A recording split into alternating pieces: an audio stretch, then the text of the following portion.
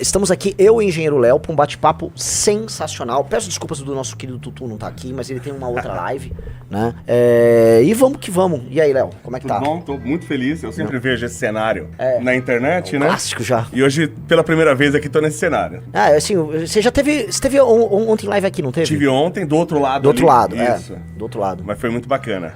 E aí, cara, como é que tá? Como é que estão as coisas? Pô, cara, tô feliz, né? Tô conhecendo... Eu tive no congresso do MBL em Sorocaba e ali, eu como falei, já contei, né? Eu conheço o Arthur há muito tempo, então já tinha essa afinidade, né? Com o MBL e ele já me contava e vindo pra cá, participando do congresso e vindo pra cá, é até curioso, né? O MBL é uma coisa que você vê internamente que as pessoas ainda não estão vendo, né? Sim. Então, por exemplo, eu peguei eu ganhei ontem, aliás, muito obrigado, ontem eu ganhei 2 revistas Valete, né? Ainda não li porque cheguei quase meia-noite em casa ontem. E aí eu vi essa parte, tem até um quadro, né? Que sai membros fundadores e tal, né? E eu falei, pô, que legal, né? Porque é tão normal o partido, ele ser... Partidos, por exemplo, ou grupos políticos, eles serem concentradores. Eles querem pegar uma pessoa, não é só aquela pessoa que a gente fala, né? E o resto que ajuda é esquecido, é deixado pra trás. Como a gente viu aí em partidos famosos, né? E você ter uma coisa meritocrática, pô, todo mundo que tá junto, tá apoiando, essa pessoa tá... Ela, não é só que a gente tá falando dela, ela tá registrada. Essas pessoas estão registradas aqui, né? Então essa meritocracia, esse sistema meritocrático, eu não vi em partido nenhum ainda, né? Nós estamos construindo, é um grupo que está construindo, né? E essas pessoas, elas estão recebendo méritos, elas estão junto, elas têm que aparecer também. Então isso precisa ser repetido, né? Sim. Outros grupos precisavam fazer a mesma coisa. Que é uma característica, vamos dizer, do bom associativismo, que é o associativismo voluntário, que é como os bons associativismos precisam ser, porque a gente pega, a esquerda sempre fala muito em nome do associativismo, as ONGs, os sindicatos, mas quando você vê, são sempre estruturas burocráticas altamente fechadas e que viram um aparato para estatal, e aí eles começam a administrar esse dinheiro para estatal com essas burocracias e não tem cultura interna, não tem legitimidade interna. Tipo, eu acredito em associativismo no sentido bonito da palavra. Uma igreja é associativismo, uma empresa é associativismo e um grupo político é um associativismo. Sim. E é um negócio voluntário e ele depende da qualidade das partes, e é aquela coisa que você sabe, você manja muito disso, a sinergia faz com que o resultado final seja maior do que a soma das partes. Sim, perfeito. É a definição de sinergia. Né? Exatamente isso. Não, me chamou bastante atenção as pessoas relacionadas ao MBL, né? Eu estive como falei, no congresso e, aliás, saí bem tarde lá, né? Fiquei até mandei pro Arthur, vocês já estavam na estrada. Ele falou, Arthur, tô conseguindo sair agora. Eu mandei uma mensagem pra ele. Pô, eu lembro de um rapaz jovem, deve ter 20 e poucos anos, tenho ele aqui no Instagram, inclusive, tô conversando com ele. Um rapaz que tava lá, um simpatizante do MBL, que foi conversar comigo ali. Aí você vê que é um garoto novo, mas que o pai dele trabalha com produção agrícola, e você vê que ele trabalha desde moleque. E ele começou a me explicar, contar as coisas, né? E você vê o quanto que o cara entendia tudo ali sobre terra, sobre plantio, sobre tratamento da terra, né? E ele começou a me explicar, né? Eu falei, pô, essas informações são importantes e tal, né? E aí você me contando, né, da formação do partido, e que vocês conseguiram isso muito com a venda de livros, do livro amarelo, que é importante ler, e você fala, pô, o pessoal que eu tô percebendo, o pessoal que tá ligado ao MBL é um pessoal culto, é um pessoal que lê. Exato, né? exato. Não é uma coisa de... Igual, por exemplo, quando o Lula ganhou a eleição, aí subiu lá o Planalto, a rampa do Planalto com índio, com mulher, com cadeirante, com negro. Cadê essas pessoas no ministério agora? Tem algum deles que tá... Alguma dessas representatividades tá no ministério? Do Lula, por exemplo? Né? Ou tá como deputado? Não, né? imagina, que é um lugar que a gente não vê? Né? Que é essa cena, né? Isso, exatamente. Então aí você vê não, né? O MBL não tem tantos deputados como o PT, mas tem o Guto Zacarias, tem o Negro. Sim. Então a representatividade, ela é real, né? Sim. Ela é real, ela não é uma fraude. A esquerda faz uma fraude, aliás, muito boa disso. Se você perguntar para as pessoas, claro, as pessoas mais ignorantes falam, não, eu gosto do PT porque ele representa os pobres, representa os negros, representa as mulheres. Onde estão essas mulheres, esses negros, entre os ministros do Lula? Bom, eles vão falar que eles têm a Aniele, que basicamente ela é ligada às ONGs que estão ligadas ao crime organizado, então mas ela não está por esse motivo, tá?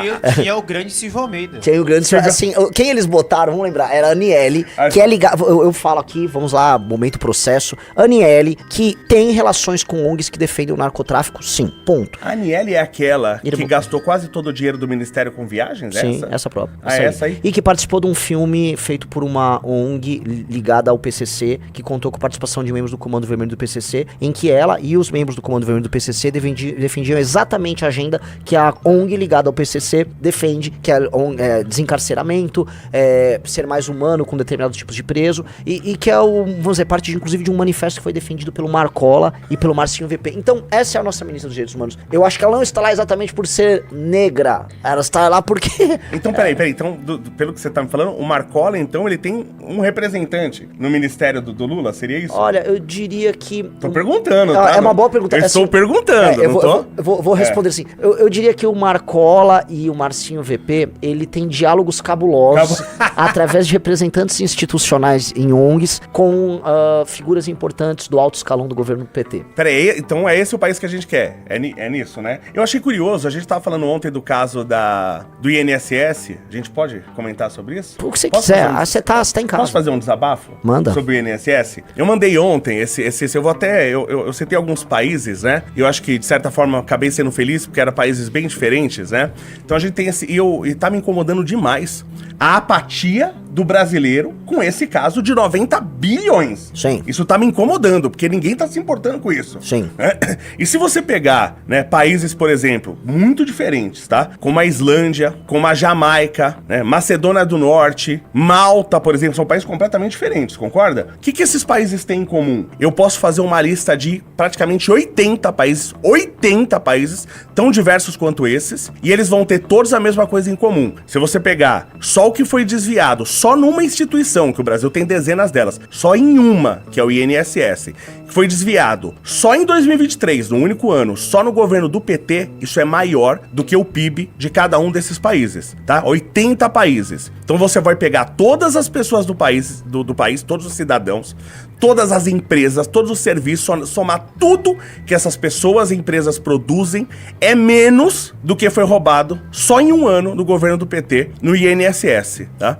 E os caras roubaram majoritariamente do pessoal mais pobre, mais carente, porque sabia que esse pessoal não ia ter como se defender, que é o pessoal que na próxima eleição vai votar no PT pra salvar a democracia. Cara, eu falei isso outro dia numa live. O Brasil é um gigantesco esquema de pirâmide pra levar vantagem sobre pessoas mais simples em termos de raciocínio e escolaridade.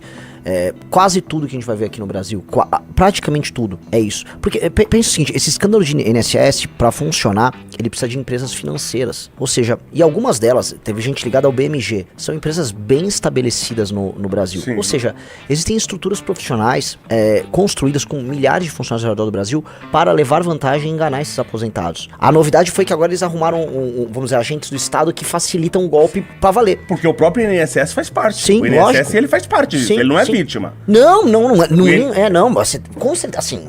A vítima é o aposentado. Lógico, o INSS não é vítima. Sim. Porque agora a narrativa da esquerda, do PSOL, inclusive, que protocolou um pedido de fundo pra isso, é o seguinte, gente, nós precisamos ressarcir o INSS como se o INSS fosse a vítima. O INSS não é a vítima. Ele faz parte. O Dataprev, você viu do pessoal do Dataprev. O Dataprev, tem gente dentro do Dataprev que roubou os dados daquelas pessoas e deve ter passado pros agentes lá das associações, sindicatos, das financeiras pra fazer o esquema. É óbvio. Não, isso aí não tem nem como discutir, porque é o seguinte, quando você faz um pedido de aposentadoria, então sai a aceitação no sistema, né? Então você tem o Dataprev, o sistema sai a aceitação. Aí você vai receber um tempo, vai levar um tempo pra você receber um aviso. Você vai receber o aviso, depois de um mês, por exemplo, e você vai levar um mês pra receber o seu primeiro pagamento. Isso leva um tempo.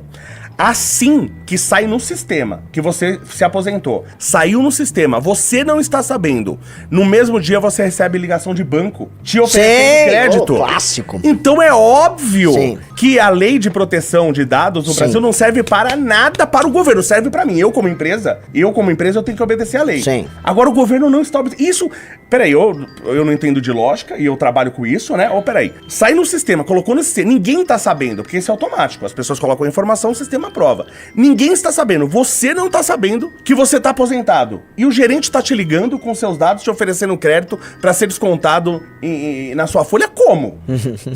Como ele chegou nessa... E é na hora, é instantâneo. É na hora.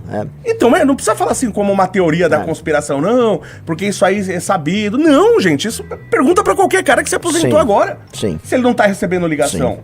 O Brasil eu tô muito nessa tese aquilo que a gente tava conversando lá da Gaussiana. Sim, sim. Dado que nós temos uma desigualdade muito grande na dispersão do conhecimento, muitas pessoas, poucas pessoas podem levar vantagens muito grandes sobre muitas pessoas. Sim. Então, eu vou dar um exemplo até dos bancos, que eu tenho minha eterna implicância. Muita gente ia no banco e aí o gerente falou assim, não, eu vou te liberar um cheque especial bem grande. Ó, armadilha, pegar um cheque especial é uma cagada. Mas às vezes um trabalhador não tá entendendo, pô, o cara me deu um crédito ali, tá? Inclusive, pra você fazer isso, lembra do PIC que tinha o Itaú? E aqueles negócio de capitalização? Claro. O gerente do banco ganhava dinheiro enfiando esses produtinhos financeiros que descontavam todo mês na conta do cara. E aí a galera às vezes acha que o banco tá vivendo num empréstimo. Sim, o cheque especial, que é um negócio extorsivo. Só que o cara ia enfiando coisinhas na pessoa e essas microtarifinhas, esses microprodutos geravam boa parte do faturamento deles, que é um faturamento sem risco, sem nada. A gente soma isso, pega Bolsa Família, esses auxílios pra mãe solteira que os caras ficam trabalhando, pega boa parte daquilo que a gente chama de seitas neopentecostais, que não são cristianismo, que vive de enganar pobre, prometendo curas. O lance do pastor Mirim que a gente tava vendo aí. É profeta e missionário. Profeta e missionário. Quando a gente olha, tem algo muito disfuncional na sociedade brasileira que faz com que a gente não consiga ser uma sociedade de confiança. E isso que assim, a gente preparar uma reflexão, porque pra gente consertar qualquer coisa no Brasil, a gente vai precisar endereçar isso, porque não dá pra ter uma sociedade de confiança num modelo de sociedade em que a população mais humilde, ela tá também em busca da facilidade dela, em muitos momentos. Todo mundo. Você já viu o carro eu postei isso no meu Twitter, o carro do atestado? Não. Você nunca viu? Não. O carro da pamonha você conhece, né? Que é famoso. Agora tem carro que ele passa pelas ruas à noite de bairros, com alto-falante, atestado R$50, então ele passa no domingo. Você não quer trabalhar na segunda? Você compra um atestado. E você não trabalha a semana toda, se você quiser. Eles dão um atestado para 5 dias, você paga R$50, né? Isso é crime, né? Isso o cara tinha que ser preso ali na hora.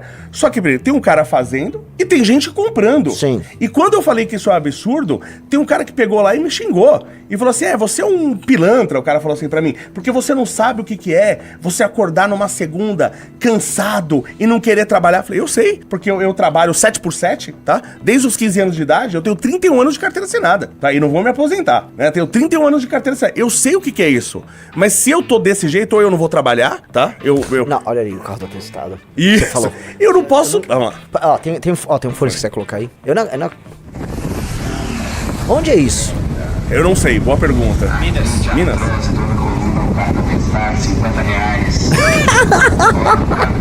Que coisa grotesca. Olha o carro do atestado batendo sua porta.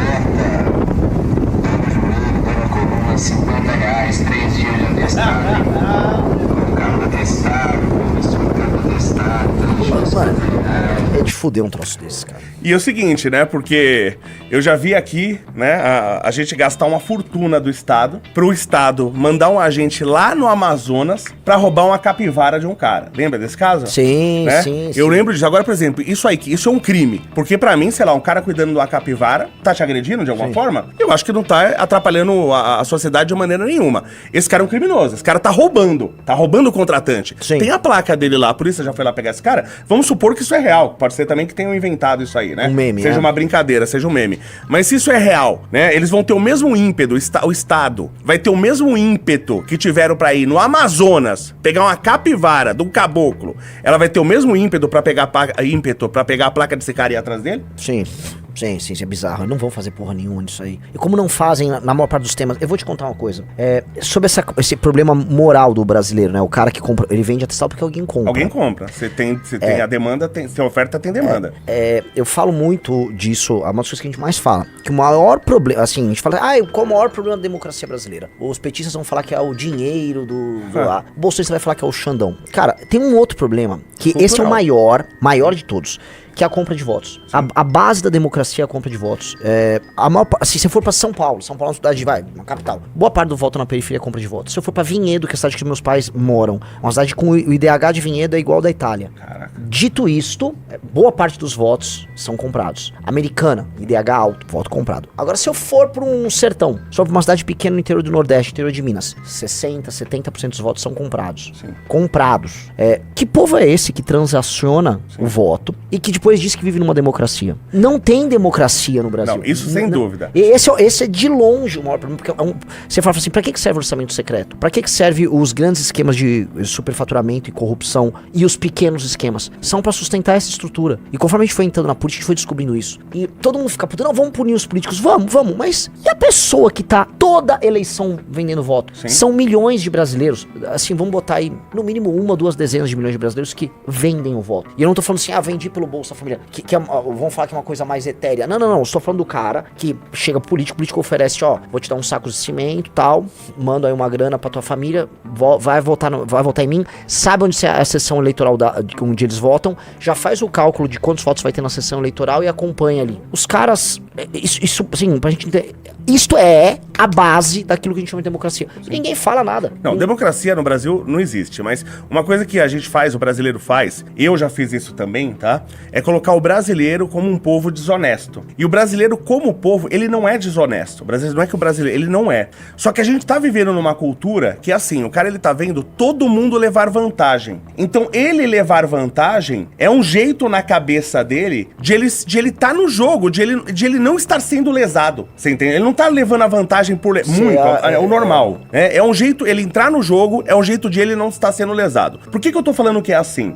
Eu conheço muitos brasileiros que foram morar no Japão, muitos até voltaram, por exemplo. Outros que foram morar na Inglaterra. Na Inglaterra até eu vi isso, é excepcional. O cara, ele vem aqui, ele dirige mal, ele fura farol vermelho, ele faz tudo. Chega lá, ele para em toda a faixa de pedestre. Então o brasileiro ele se adapta muito rapidamente à cultura. E a cultura brasileira é essa, de levar vantagem. Se você tem uma nova Constituição, se você ataca principalmente o ensino, você muda o sistema de ensino no Brasil, você cria uma nova cultura, o brasileiro se adapta muito rápido. Ele vira outro brasileiro. Muita gente não vai acreditar. E o cara que ele não segue essa regra, e eu tô desde 2006 no YouTube, tem quase 10 mil vídeos meus na internet falando, então é só ver se eu mudei alguma coisa. Hoje eu postei um vídeo no Twitter, que é um pedaço de uma série, um filme, não sei o que é, e ele é um policial, é um cara, um rapaz negro que é um policial, ele tá com a arma aqui, e aí eles param o cara tá com dinheiro de tráfico, de qualquer coisa, e o cara pega e fala assim, olha, se a gente for dividir aqui igualmente, é 3 mil reais pra cada um. O comandante fala, e o cara fala assim, o policial fala, de maneira nenhuma, tá? Ele fala, de maneira nenhuma. E aí o cara fala, se a gente levar isso pra delegacia, esse dinheiro vai sumir, nós vamos dividir entre a gente. E ele fala, de maneira nenhuma. E aí o comandante fala pra ele assim, mas o que é? Você é valentão, hein? Você vai querer trocar tiro? E ele fala, se precisar eu vou, né? Ele fala, você tá falando com o seu comandante. Ele fala, não, eu tô falando com um bandido. Pior do que esses que eu tô prendendo. O cara pra ter, e eu postei porque eu me identifico muito com esse, o cara pra ter essa força moral, pra todo mundo tá estando errado, e ele não ser, é muito difícil. É muito difícil. Isto é muito difícil. E assim, no Brasil você é tratado como um otário. Se você se comporta assim. Sim. Tem aquele, acha lá, assim, é aquela famosa frase do Rui Barbosa, do ter vergonha de ser honesto, né? Isso aí é do começo do século XX, e de tanto ver prosperar como é que é? Isso aqui, ó. De tanto ver, esse é o grande problema, assim, de tanto ver triunfar as nulidades, de tanto ver prosperar a desonra, de tanto ver crescer a injustiça, de tanto ver agigantarem-se os poderes nas mãos dos maus, o homem chega a desanimar da virtude, a rir-se da honra e a ter vergonha de ser honesto. E essa é a real do brasileiro. Sim. As pessoas têm vergonha de ser honesto. Mas entendeu que não é um problema do brasileiro? Não é um problema genético. Não é aquele problema genético. Eu acho que é um problema... É cultural. Se você mudar a cultura, o brasileiro se adapta rápido. Eu concordo. Vê como o brasileiro se adaptou rápido ao Pix, por exemplo. Eu concordo, Léo, mas eu acho que assim, é uma dimensão civilizacional essa transformação cultural. Sim, o que é preciso fazer? Parece fácil. Civilizacional. O que é preciso fazer pra isso acontecer é grandioso. É muito grandioso. É você mudar a Constituição, Sim. É você trabalhar em cima das escolas, mudar o sistema de ensino nesse país e a mentalidade do ensino. Pô, passei por um prédio esses dias em São Paulo gigantesco, né? É normal, você passa ali por São Paulo, Avenida Tiradentes e tal, você vê muito disso. Umas pinturas gigantescas em laterais de prédio. Tem uma pintura lá do Paulo Freire, gigantesca. A gente precisa falar da tragédia que... É que o pessoal não conhece nem a história, né? Vê o mecanismo que o Paulo Freire criou para ensinar adultos, não é para criança, né? Então tudo que ele fez ali acabou que não funcionou direito nem para adultos. Ele tinha até uma proposta razoável, que era óbvia, né? De você vai ensinar um pedreiro. Sim, é a pedagogia da pedra. Você ensinar através do sistema de referências dele. É do que ele conhece, até é legal, bacana, mas é um sistema para adultos. Isso, tudo que a gente foi usado, que você pega Paulo Freire, é uma militância, não é um sistema de ensino, isso se mostrou um fracasso no decorrer das décadas e a gente ainda tá idolatrando esse cara. Sim. Então se eu não mudar culturalmente, não mudar a base, não mudar as escolas, não ter uma nova constituição, mas só que isso é absurdamente difícil. Isso é colossal. Mas se for feito se esse colosso surgir, o brasileiro muda e muda rápido. Ó, eu vou te falar, vou falar meu feeling sobre isso. Porque eu entendo, é uma dimensão civilizacional que a gente precisa fazer, que nós temos que desmontar um tipo de sociedade baseada na desconfiança, no farinha pouco, comeu pirão primeiro, no ri levei vantagem. Sim.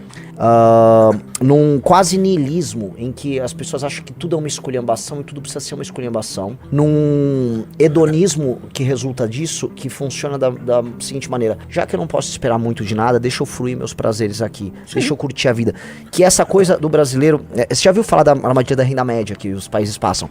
A gente tá desenvolvendo uma tese, lá na Valete inclusive, que a gente tá chamando de armadilha da renda baixa no Brasil. O Brasil chegou numa armadilha de renda baixa, em que as pessoas aceitam estar, vamos dizer, em uma posição de renda baixa e encontram razões pra ser feliz dentro dessa lógica, o que é uma insanidade. E aí tem estudos sobre isso, o Luiz Lima, ele escreve pra Valete, ele fez um estudo sobre o Centrão e compra de voto gigantesco. Legal. Que também a gente publicou. O Luiz tá trabalhando com o Orlando nisso. E por que isso é interessante? Porque a gente chegou num tipo de modelo de sociedade em que nem que a mediocridade foi aceita, a ruindade pura e simples foi aceita, foi normalizada, e qualquer combate a isso é demonizado. Então, como a gente inverte, eu acho assim, do ponto de vista coletivo, nós precisamos de um grande trauma. O que seria uma trauma? Eu acho que a gente precisa de uma guerra. E aí é muito complicado falar isso. Sim. Mas assim, nós precisamos de uma guerra, e pra mim a guerra é a guerra contra o tráfico. É a guerra de retomada territorial. E é guerra mesmo. E eu acho que todo trauma envolve dor, envolve morte, envolve sangue. Igual foi a Guerra Civil Americana. A Guerra Civil Americana foi uma guerra definidora da natureza americana. Aí eu te pergunto, foi melhor a guerra ou vocês preferiam que a escravidão continuasse até hoje? Pois é. Ou, por exemplo, a Inglaterra poderia não cumprir o pacto que ela tinha com a Polônia de defesa mútua e simplesmente, a Alemanha tá muito forte, vamos empurrar com a barriga. E a Inglaterra, e teve a Segunda Guerra Mundial. E aquilo impediu Aliás, a expansão. foi por deixar, né? Agora, isso que você falou da renda baixa é espetacular, porque tem estudos sobre isso, e um monte de estudos sobre isso, de o quanto você consegue oprimir um povo até que ele se revolte. Tá? Tem muitos estudos sobre isso. E a pobreza não causa revolta. A pessoa não vai se revoltar pela pobreza simplesmente. Vai se revoltar se você, de alguma forma, criar expectativa, esse povo criar expectativa, e a condição dele não está atendendo às expectativas, a evolução da expectativa disso. Só que você controlando, que é o que o governo quer fazer, controlando a internet, por exemplo, vamos controlar a internet e dando um ensino de baixa qualidade, sem impedindo o acesso das pessoas ao conhecimento, como que vai crescer a expectativa dela? Ela vai ficar na pobreza. Do ponto de vista psicológico, tá, o que as pessoas temem? Todo mundo teme no futuro você estar desguarnecido de toda maneira, né? Eu não tenho uma casa, não tenho um abrigo, não tenho o que comer. Então, quando você dá, mesmo que seja a renda baixa, não precisa ser a média. É bem a renda baixa, você garantiu. Você sanou esse medo do cara. E esse medo, ele é natural, ele é inconsciente, tá? Então você pegou o medo animal e você tirou da pessoa. Por que esses estudos são importantes pro controle estatal? Por que o Estado faz isso? Porque com isso ele percebeu, por exemplo, eu não preciso garantir nem a renda média. Não, é baixa. A renda baixa já resolve até o meu porque, problema. Léo, as grandes mudanças, as grandes revoluções acontecem através dos mais pobres ou da classe média? Então você tem... sempre da classe média. A mudança nunca vem dos pobres, sim. É, a classe média. E tem uma certa intelectualidade envolvida, que foi aquilo Sim. que a gente tá falando da revista Valete. Sim. Né? Você tem que ter uma intelectualidade envolvida com isso. Só que durante décadas nesse país, a intelectualidade que promoveu revolta em inúmeros lugares, a intelectualidade está a serviço do Estado. Ela está a serviço do poder do Estado de manter as pessoas na miséria. A ponto disso, exatamente o que você falou, eu não preciso nem mais da renda média. A renda baixa me resolve esse problema. Então, se não tiver realmente... que coisas que você fala assim, pô, é perigoso falar isso. Eu falo, gente, mas sério, né? Porque eu tenho que mesmo falar que precisa ter uma guerra contra o tráfico, eu preciso falar que a gente precisa que a gente precisa tomar o país não pode ser... Exato. Então... Assim, imagina explicar pra alguém assim, ó, a premissa da existência de um Estado, você tem várias premissas, assim, mas uma delas é controle e o monopólio da força sobre um território. Isso costuma ser uma das premissas para a existência do Estado desde, sei lá, dos egípcios. Você, imagina assim, você não permite que um Estado soberano tenha outras entidades alienígenas que administrem seu próprio território. Pois bem, o Brasil permite. O Brasil permite e institucionalmente permite. Agora... E é exatamente isso que você falou, permitir. Não é que ele não tá controlando. Não, ele permite. Ele permite. Ele permite e ele estabelece diálogo. Como se ele enviasse embaixada. Eu dei o exemplo já na live aqui, mas cabe pra entender o problema. No período final da República Romana, o mar Mediterrâneo, isso já vinha de antes, mas o mar Mediterrâneo era tomado de pirata. É tomado de pirata. Acho que eu falei com você já. Você estava das piratas ou da eu assisti, ou você me contou essa história. Os piratas da Cilícia. Isso, isso, exatamente. Você até falou, não, é Sicília, não era Cilícia. É que eles eram, a gente chamava Cilícia mesmo. Então eu já falei.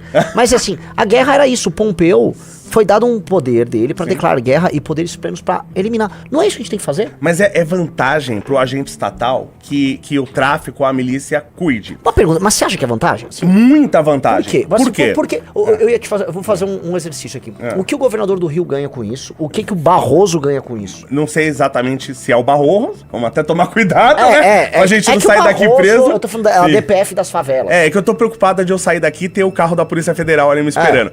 Eu tô bastante preocupado com isso, né? Aliás, eu indo pra esse lado político, meu tio tava muito preocupado comigo, né? Falou, toma cuidado e tal, não sei o quê.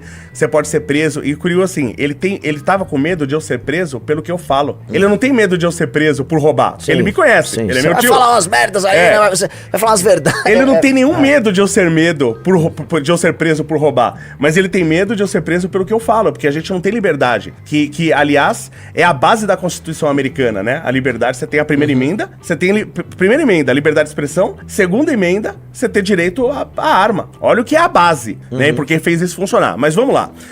Se eu recebo dinheiro via imposto, como o Estado está recebendo, então ele recebe via imposto. É assim que o Estado recebe dinheiro, né? Você tem hoje portal de transparência, você tem um monte de mecanismo que cria certa dificuldade para você desviar, né? E eu quero desviar para mim, o cara que quer para mim não, o cara que quer roubar. Se o Estado não tá lá e agora o tráfico, ele tá cobrando inclusive IPTU das pessoas, então ele cobra pelo gás, ele cobra...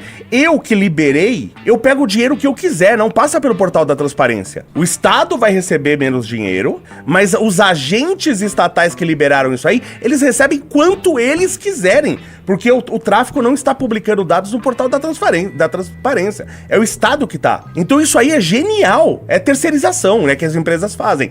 Se eu não consigo fazer tão bem, eu contrato alguém que faz melhor do que eu. Então, primeiro, o cara pode não pagar o IPTU, por exemplo. Você pode não pagar o IPTU. Agora, se o cara for armado lá, se o tráfico for armado cobrar, ele vai pagar.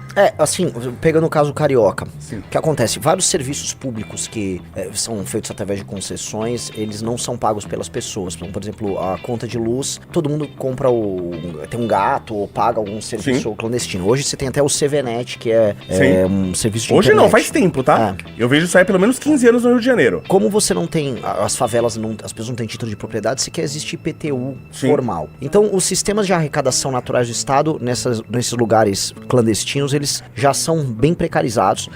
Serviços de transporte, como Uber e tal, os caras já montaram os serviços próprios. Então, tudo aquilo que é estatal ou paraestatal, como serviços que o Estado licencia para poder existir, o tráfico, a milícia, eles já criaram um modelo próprio.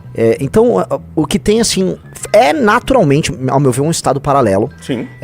Agentes do Estado recebem alguma grana por isso? Eu acho que recebem agentes políticos do Estado recebem. Por exemplo, vou dar um exemplo. A gente foi fazer a gente tem uma tese.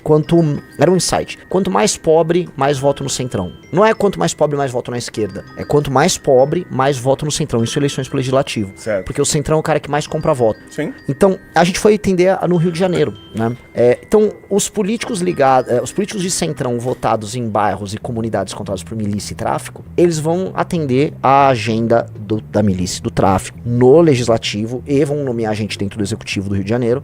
E esses caras têm suas campanhas financiadas pelos caras e vão ganhar dinheiro nas operações como um todo.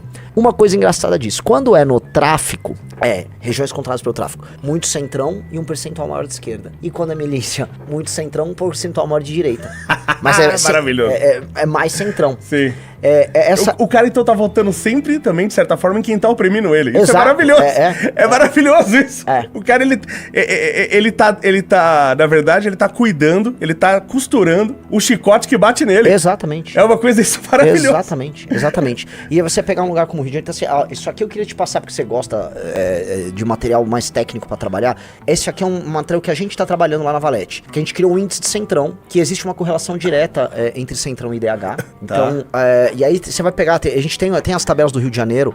Eu tava lendo ali a abscissa ordenada. E aí, tenta achar o caso carioca ali, né? Então a gente fez a gente tem o time lá tá pesquisando, porque você vai achar isso com relação a... Ali, ó, milícia, controle, centrão, direita, esquerda, livre. Peraí, direita, 34. Que maravilhoso. Isso aí, quando é o caiu ali pra direita, aumentou o peso. Que Quando é tráfico, aumenta a incidência de candidatos que votam no candidato ao legislativo da esquerda. Em áreas livres, né? O centrão não vai bem, como na área de milícia, o centrão mete 42%. Sabe o que acontecia em Guarulhos, tipo, uns 20 anos atrás? Agora tem um aplicativo, não acontece mais, né? Mas acontecia lá em Guarulhos. Você tinha áreas, inclusive, em volta, inclusive a própria rua do Detran, a rua Luiz Facine, lá o pessoal conhece bem lá, né? Então você tinha a Zona Azul, tudo era Zona Azul pra parar. E aí você tem as mocinhas de Zona Azul. Você não achava uma. E ficava os caras ali, o estado paralelo, vendendo, né? Ele ficava ali vendendo, você pagava obviamente mais caro, R$1,50 mais caro e tal. E aí um dia, por acaso, eu comecei a andar ali, parei o carro que eu tive que esperar um documento lá e fiquei andando ali pela rua, entrava nas lojas e comecei a encontrar essas moças da Zona Azul escondidas ali. Elas ficavam escondidas e deixava esse pessoal paralelo vender. Eu imagino depois que acontecia uma partilha entre eles. Então você entende como é muito mais vantajoso não para o Estado, mas para agentes estatais que a milícia ou que qualquer estado paralelo tome conta, é muito mais vantajoso do ponto de vista financeiro, tá? Isso acontecia. Tá? O Estado faz parte disso aí. Como o Bukele falou, né? Se o Estado quiser... Ele ganha. Ele ganha isso e ganha rápido e fácil. Ganha rápido e fácil. O lance é o pós. Porque assim, a ideia pra mim em geral, assim, a gente tem que ter um tipo de guerra contra isso, pra fazer uma retomada territorial, que curiosamente é uma retomada territorial sobre as áreas em que os brasileiros mais pobres moram. Que é estabelecer um novo pacto de relação entre o Brasil e essas pessoas. Tem que libertar essas pessoas. Então tem que ser tratado como uma guerra de libertação. Vamos libertar, nós vamos prender e matar essas lideranças. E aí acho que a gente tem que ir pra uma segunda etapa, que é como recuperar E aí, Léo, eu não sei responder, a gente tá com muita gente pesquisando, eu te pergunto, como pegar uma massa de pessoas cuja produtividade é mínima, é quase nula. É aquela... Você viu aquele vídeo ontem da mulher pegando Bolsa Família? Eu vi assim, não ouvi o áudio, mas vi de relance. Puta, cara, aquilo é muito... Ela comemorando que ela tá recebendo um Bolsa Família ou algo similar há 25 anos, que antes tinha Bolsa Escola, ela tava comemorando, que é 25... Ela tá comemorando já um quarto de século, né? Que ela é dependente. Que ela é dependente do Estado, dançando. E que ela vive... Ela é agora uma... Ela é uma moça negra até, inclusive, e hoje ela é a senhora de escravos. Né? Porque outras pessoas estão trabalhando sem receber, estão sendo escravizadas. Exato. Ó, só pra você ver o vídeo. Isso, esse aí mesmo. Cara. Olha, vê a dança, vê... Vai! Clica na tela! Clica na tela! Clica na tela! É felicidade quando vai pegar um dinheiro. Aqui! Vai! Salta o bolsa! Bolsa Família! Bolsa Família! Bolsa Família! Obrigada, linda! Bolsa Família! 25 anos nós recebemos Bolsa Família! Nossa, me dá depressão. Isso é horrível, cara. Isso é horrível. Né? Isso você dá. Quando você vai pagar a porra do Madarf... a porra do Madarf. Você olha aquilo e você fala, cara, eu pago pra isso? Porque eu acho que você não paga só, a gente também paga pra elite do funcionalismo, paga pra um monte de aposentadoria irregular. Eu sei que eu não quero mais cair também no lance de eu ter que falar que eu pago pra elite do funcionalismo pra justificar que no fundo, sei lá, as pessoas também. Não, cara, a pessoa humilde também tem a sua parcela ao adotar. Todo mundo é responsável. A gente tem que parar com uma leniência que existe no Brasil, do tipo, não, o cara humilde, essa moça não é vítima de nada. Ela inclusive é uma influenciadora, essa aí, né? Ela é gigante. Ou seja, ela nem precisa desse dinheiro. Não, então. ela não precisa desse dinheiro, ainda assim ela coleta Bolsa Família. Mas como ela também deve receber esse dinheiro e não é declarado, de certa forma, então ela acaba recebendo. Aliás, isso tá acontecendo muito, tá? Eu conheço muita gente, porque eu sou da indústria, muita gente que tá trabalhando sem registro, justamente, sem CLT, justamente pra receber benefícios do governo. Isso tá acontecendo absurdamente. Agora, por exemplo, como que você vai resolver isso aí? Né? Essa guerra precisa acontecer, ela tem que acontecer, tá?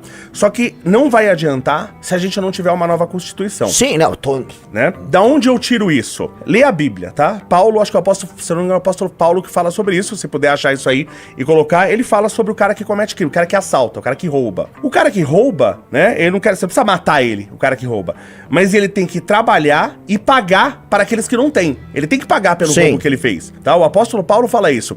Então, enquanto eu não puder pegar bandido e obrigar ele a trabalhar, para ele pagar pelo mal que ele fez, se ele ficar preso, pagar pela estadia e pagar pela comida, porque é o seguinte, se eu bato num carro, eu tenho que pagar pelo carro que eu bati. Agora o cara rouba o carro e bate no meu carro em fuga, ele não tem que pagar. Você entendeu? Exato. Isso é o absurdo do absurdo. O Brasil é um país de tantas incoerências, né? Você pega, sei lá, você fala, pô, eu sou o cara totalmente a favor do porte, da posse e porte de arma. Inclusive o porte ostensivo, não velado. Porque o cara que quer fazer mal, ele vai velar o porte. Ele é ostensivo e ele tem uma ideologia ligada a ele, o oroanismo, que justifica a existência das armas na mão dele e que ele possa ostentá-la. Não, mas esse sim, mas eu tô falando, o cara que vai tomar café com a arma na cintura, eu tô falando que o inimigo tem. Sim, o inimigo já tem. O inimigo já tem arma. Aí você fala, pô, mas aí você quer dar uma arma pra uma pessoa de 25 anos, um jovem de 25 anos, porque hoje você precisa ter pelo menos 25 anos pra tentar a posse, né? Porque você provavelmente não vai conseguir. Tá, legal, então é um absurdo um garoto de 25 anos ele ter uma arma. Só que aí você tem uma guerra, você tem um conflito, eu boto uma arma na mão do garoto de 16 anos que tá servindo no exército e ele vai pra guerra. Então isso é normal. O exército pode pôr, você acha, mas lá ele tá sendo treinado. Você que pensa, né? Então você tem uma guerra, você tem um conflito, todo país faz isso. Você bota a arma na mão de um moleque de 18 anos e ele vai pra guerra. E ele vai, inclusive, pra morrer. Né? Inclusive, quando você tem infantaria, esse nome infantaria vem disso, de infante. Verdade. Né? Os jovens que vão pra lá, né? E aí o cara que já tá mais velho, já tem a casa dele, já tem a família e tal. Eu vi um porte que foi negado, que é uma coisa assim, espetacular. Uma moça me contou. Ela separou do marido, grávida do 3º filho, e ela morava numa região rural e perigosa, ela sozinha, com 2 filhos e grávida, ela pediu, precisa de uma arma. Fala, com 2 filhos e grávida. O Estado negou essa mulher o direito, não é que negou a arma, o Estado negou o direito dessa mulher se defender. Porque uma mulher ela já tem menos condições de se defender. Ela grávida ainda? Sim. Né? Então a gente vive num Estado absurdamente opressor. Né? Então, como eu falei, essa guerra tem que acontecer, ela tem que acontecer, só que se a gente não mudar a legislação... Não, é lógico, tem que mudar muito. Sim, não, é pegar essa e queimar, queimar. Essa Constituição, eu não consigo saber o que a gente salva dessa merda. Não, absolutamente nada. Né? Você tem que queimar e escrever uma outra do zero. Né? Fala, mas como que a gente vai fazer isso, não sei o quê. Pô, os Estados Unidos não fez uma Constituição ótima séculos atrás, que salva os Estados Unidos hoje não virou uma desgraça, que estão tentando destruir a América por dentro, porque a Constituição salva a América. A Constituição salva os Estados Unidos há séculos. Então, o pessoal não entende o peso que uma Constituição tem. E por isso que é importante uma nova Constituição. Eu tô nessa. E assim, qual foi a gente vai olhando, por exemplo, os pactos de todas as constituições. Teve Constituição oriunda de golpe, a Constituição a de 34, a de... A República Velha foi montada em cima de um golpe. E eu com 88. 88 foi a coisa mais asquerosa de todas, porque ela foi um pacto do Centrão, entre o Centrão da Arena, da antiga Arena que tinha mudado de nome e tal, com o do MDB, falou assim, vamos repartir essa merda toda, e aí criaram uma Constituição, que é a Constituição de grandes acordões, em que todo mundo poderia mamar dentro da Constituição brasileira. Então, a nossa Constituição ela é gigantesca, ele é um reservatório de mamação, vamos dizer aqui. E vitimista por natureza, porque como ela sai de um regime militar, ela é uma Constituição construída em cima de um trauma. Sim. E o trauma impediu a gente até agora de ter leis penais funcionais. Sim, então você trata todo mundo como um perseguido político. Pra Constituição, todo mundo... Não tem um assassino, não tem um violentador sexual. Todo mundo é uma vítima política. É assim que é tratada a Constituição. Então, por isso que eu falo, ela tem que ser queimada. Não é que a gente tem que mudar a Constituição. Ela tem que ser queimada e a gente fazer uma nova. Porque senão não tem, eu posso fazer o que for legal.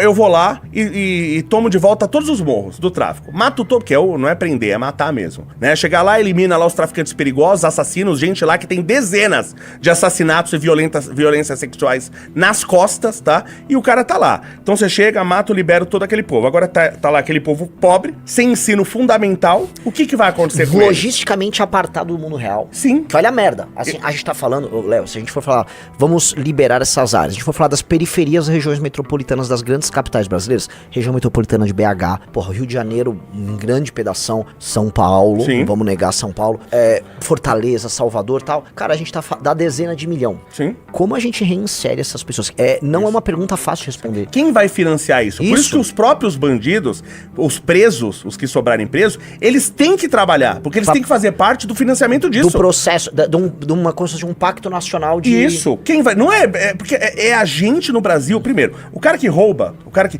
Até onde eu sei, desde que se registra isso, nunca houve um ano no Brasil que se resolveu mais do que 5% dos crimes de roubo. Nunca! A gente passou de 5%. Quer dizer que o cara que comete um assalto, ele tem 95% de chance de não acontecer nada. Já qualquer cassino que você for, você iria se jogar sempre, né? Se você tivesse 95% de chance de ganhar, né? E o cara, se ele tiver o azar, se ele for o cara, se a lei de Murphy imperar e ele tiver o azar de ser preso, ele sai na audiência de custódia. Então não faz sentido você não roubar, a não ser que você tenha a grandeza moral pra não fazer isso, né? Não é porque eu tenho medo de ser preso que eu não assalto. Se não existisse polícia, eu não assaltaria do mesmo jeito, porque é imoral fazer isso aí, né? Então você tem a gente sustentando a criminalidade. Você tem um incentivo maligno no Brasil que vale a pena ser bandido.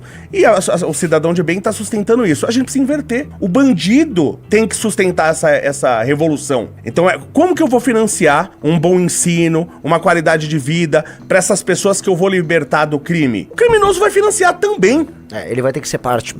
Eu concordo. E até porque tem que ter um desenho de uma determinada pactuação para a solução desse problema brasileiro. Porque tem uma parada assim, se a gente não resolve esse problema dessas milhões de pessoas que vivem na pobreza extrema, ou se não pobreza extrema, na armadilha da baixa renda, que é aquela mulher lá, né? Ela mora numa região metropolitana, ela não mora no chão, na rua, ela não tá passando fome. Pelo contrário, a foto, ela tá, né, alimentada. A gente precisa pensar Eu achei gordofóbico isso da sua parte. Poxa, cara. Eu queria defender. Mas você entende? Ela tá, né? Ela não tá numa... Ninguém ali tá... O Brasil não é assim, as pessoas estão passando fome. Não. Esse problema passou faz tempo. Então, nós temos essa... Não que não exista, tá, Jean, tal. Sim. Então, como nós vamos transformar uma massa de pessoas profundamente improdutivas em produtivas? O que eu ouço falar as pessoas que já passaram de 20 e poucos anos, meio que não vai ter muito o que fazer. Elas vão ter que ser franjas de uma determinada economia que se desenvolve. Sim. E elas vão lá e vão pegar trabalhos de menor complexidade e serviços. Porque é o desastre educacional brasileiro. Mas quando você salvar a juventude, essas pessoas vão ser beneficiadas também. A revolução é pegar a galera mais nova e tem que fazer um corte, mas é um corte muito profundo no tipo de educação que elas têm, porque elas já estão vindo de famílias muito atrapalhadas. Então a família dessas crianças mais humildes é uma família detonada. Os pais sequer sabem cobrar a escola de um ensino bom. Os pais não entendem. Ele não tem um referencial. Ele não entende a função social da escola. Para a maior parte dos pais, a escola é um depósito onde a pessoa recebe merenda. Então um lugar que a criança... Tanto que a reclamação dos pais sobre escolas no Brasil é sobre merenda. Até porque muita escola é isso aí. O cara não tá aprendendo nada. Se ele ficar no YouTube, ele vai aprender mais. O Paulo Cruz fala isso direto. A escola é um depósito em que a criança fica fazendo qualquer coisa e dão merenda pra ele, aí o pai, ele tá comendo e ele não tá na rua. É isso. Então, e os pais não têm referencial, saber avaliar o que é uma bola de matemática, o que é uma bola de aula de português. Claro, sim, sem dúvida. O pai é analfabeto funcional. Então, vai ter que ter um corte, e esse corte corte necessariamente, e esse é um problema, esse corte necessariamente ele vai ter que definir o que é uma boa educação, o que é uma boa educação pro século XXI e o que nós queremos daquelas pessoas. E entender que se a gente conseguir alfabetizar e deixar as pontas para ter um curso técnico, a gente já vai dar um salto civilizacional monumental. É um salto civilizacional. E que não é, porém, o que esses educadores filhas da puta ficam lá, não, eu quero pegar e formar um humanismo. Vai tomar no cu com o cara, ele tem que aprender agora. É. Tá? Aí a gente vai tem aquela música que é muito bonita, Another Brick in the Wall, que ele é uma crítica ao sistema de educação inglês. Sim. Porque o sistema de educação inglês, super padronizado, e criava todo mundo um tijolinho na parede.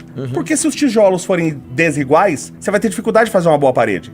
Né? Então a Inglaterra, ela cresceu, ela é o que é também por causa disso. De você criar essa padronização, essa sistematização. Só que quando você cria uma sociedade elevada, como foi a sociedade inglesa, você quer mais. Você quer mais. Daí nasce Another Brick in the Wall, tá? Sim. Só que nós não estamos nesse estágio. Nós temos que fazer hoje o tijolinho na parede. Então o cara, ele tem que ter matemática, português, ele tem que ter física, ele tem que ter geografia, ele tem que ter o básico, que a gente sabe que funciona. Ah, mas se sociologia é importante, né, psicologia, tudo é importante, filho. Só que eu tenho um cara que ele não sabe fazer uma regra de 3 hoje. O cara não sabe. Vai na rua, vai em qualquer escola pública, tá? E pergunta, sei lá, quanto que é 15%, pra não ficar muito difícil, tá? Pergunta quanto é 15% de 100, tá? Que aí já a resposta já tá na pergunta. Quanto que é 15% de 100? Você vai ver, a maioria não sabe responder. Então como que eu vou ensinar sociologia?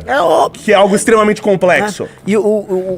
E agora tem um novo ensino médio em que esse cara, que não sabe nada, ele vai formar currículos. Então vai vir o garoto pobre, que não teve um ensino horroroso. Não, agora eu quero um ensino multidisciplinar, eu quero misturar física e geografia.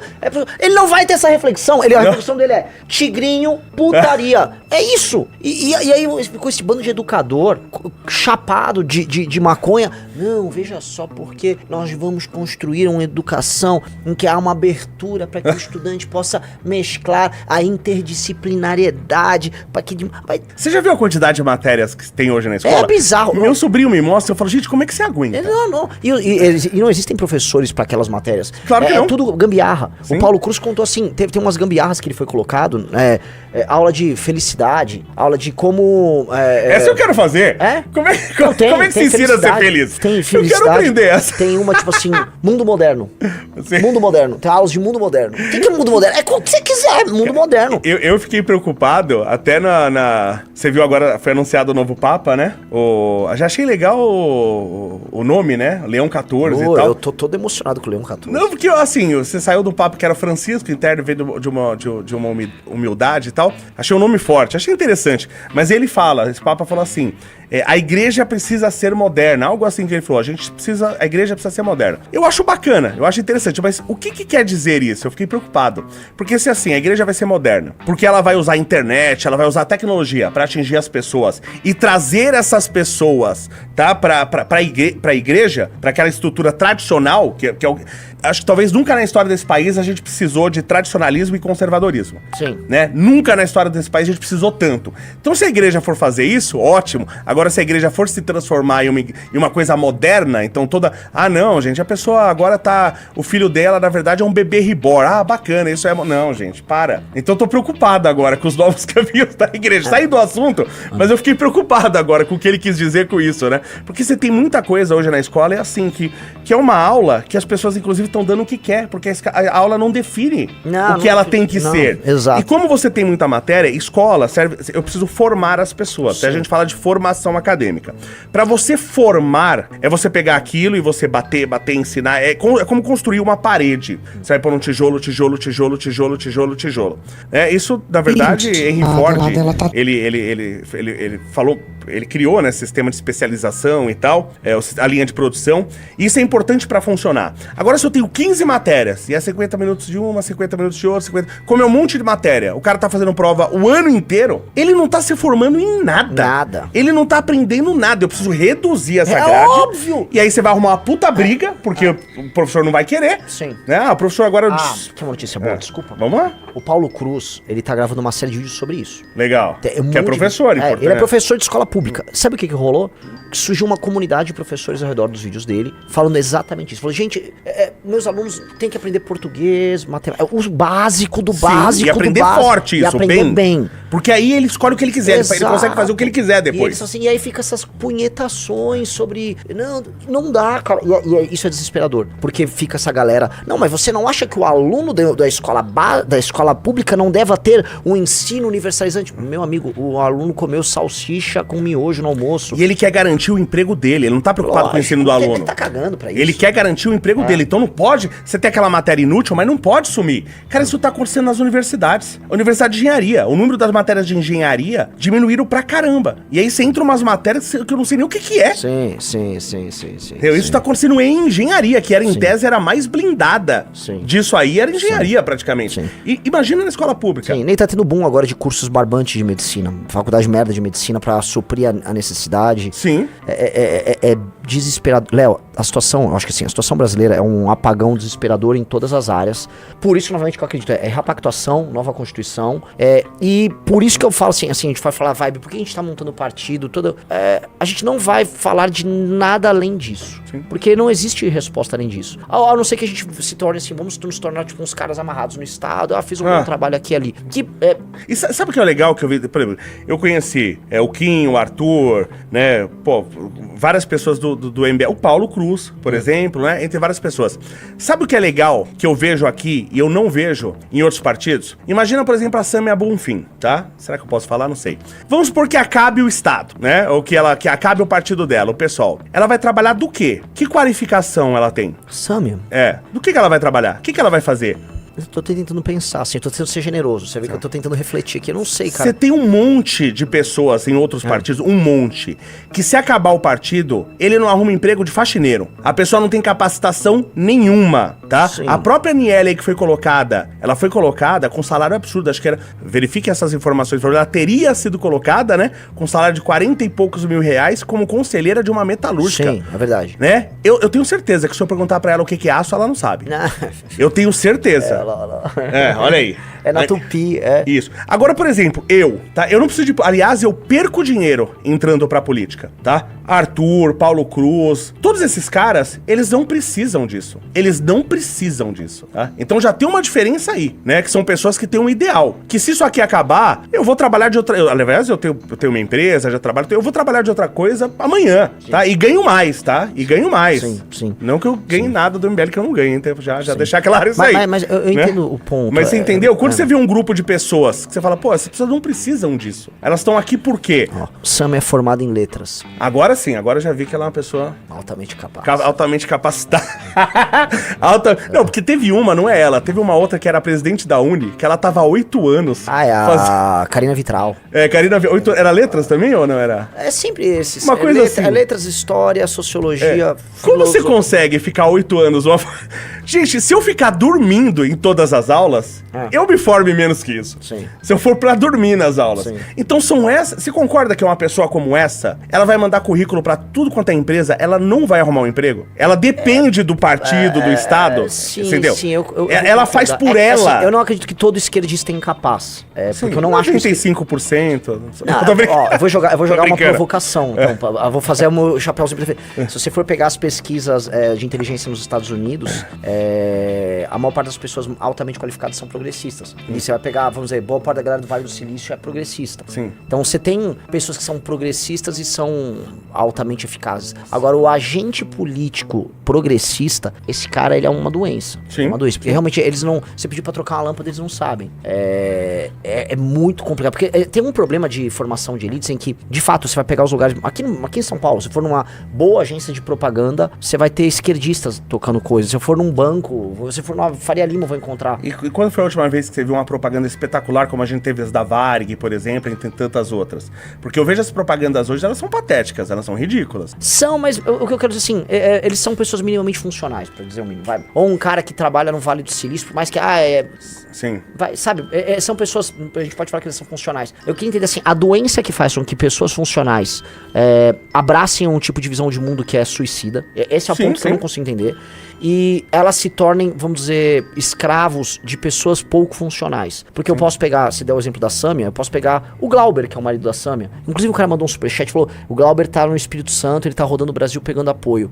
Que o cara queria fazer uma mamãe e falei no Glauber, cara, não façam isso. Deixem o Glauber quieto. Simplesmente o Glauber vai ser caçado. Se vocês ficarem fazendo coisas aí, querendo fazer mamãe e falei no Glauber, capaz de ajudar criar alguma ele. coisa e ajudar ele, sem dúvida. Então essas pessoas que não são altamente funcionais, elas parasitam mentes altamente funcionais. Eu não sei se é por causa da universidade, eu não sei. Eu sei que tem uma parada que eu não consigo entender, de fato. Mas você tem muitas empresas, até nos Estados Unidos, a própria empresa do Elon Musk, ele tem contratos com o governo, né? Então você tem muitas pessoas, isso aconteceu aqui no Brasil com a Taurus, por exemplo, tá? A Taurus, ela foi, eu até gosto das armas dela, tá? Só que eu tenho uma certa raiva porque eles foram a favor da campanha da campanha do desarmamento. Foram, a Taurus, assim. A Taurus que é o monopólio dela. Isso, qual que é a ideia?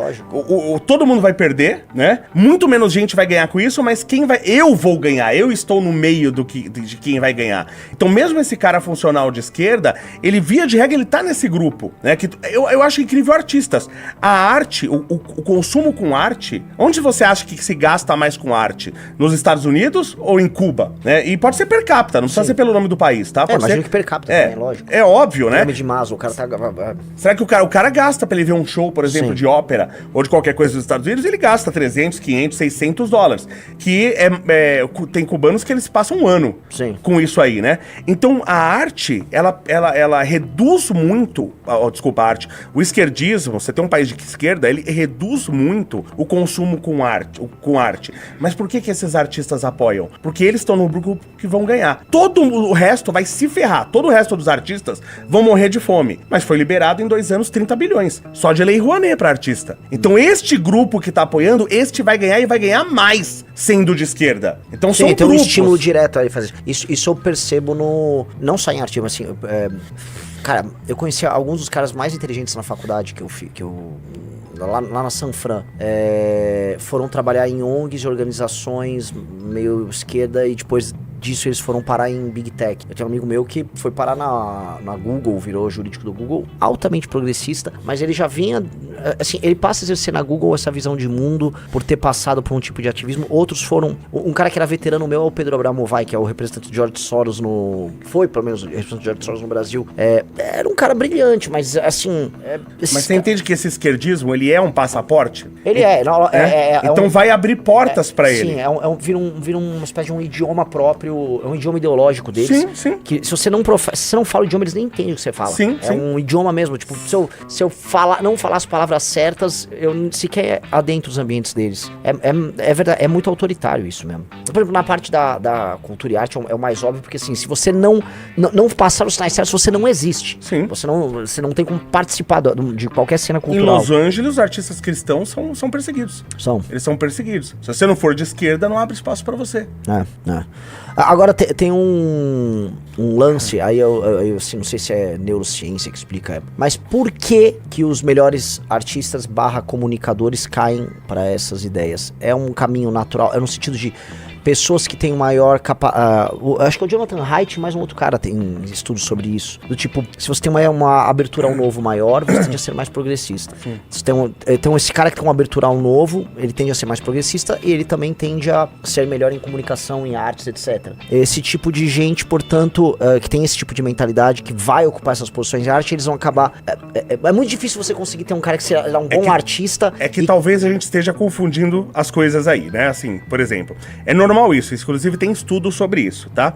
O cara, por exemplo, que ele enxerga a realidade como é, então o cara que ele tem essa capacidade, é uma capacidade, obviamente, isso, de entender o que está acontecendo. Entender o que está acontecendo na política é muito difícil. Sim. É muito difícil. Então o cara que ele tem essa capacidade de entender que ele vê o mundo como ele é normal ele ir pra área de exatas. Sim. O cara que ele vê o mundo diferente, como é que ele vai pra área de exatas se ele não enxerga o mundo como ele é? Então por isso que a área de artes tem esse cara mais de esquerda, né? É o cara que não vê, que ele vê o mundo diferente, ele não vê o mundo como é. Agora, no caso de comunicadores, você tem ótimos comunicadores de direita. Aí você tem que ver o que é comunicação, né? Por exemplo, o Ratinho, não é um grande comunicador? Mas quando eu tô falando comunicação, não tô falando comunicação, tipo, jornalística e tal, Sim. Eu tô falando a parte de linguagem. Eu tô falando assim, a arte enquanto linguagem, a cultura enquanto linguagem. Porque eu entendo assim, você pode compreender a realidade como equação ou com um poema. Porque é um entendimento simbólico da realidade. Sim. Então, vou dar um exemplo. Aliás, a gente pega a música e a gente transforma em equação.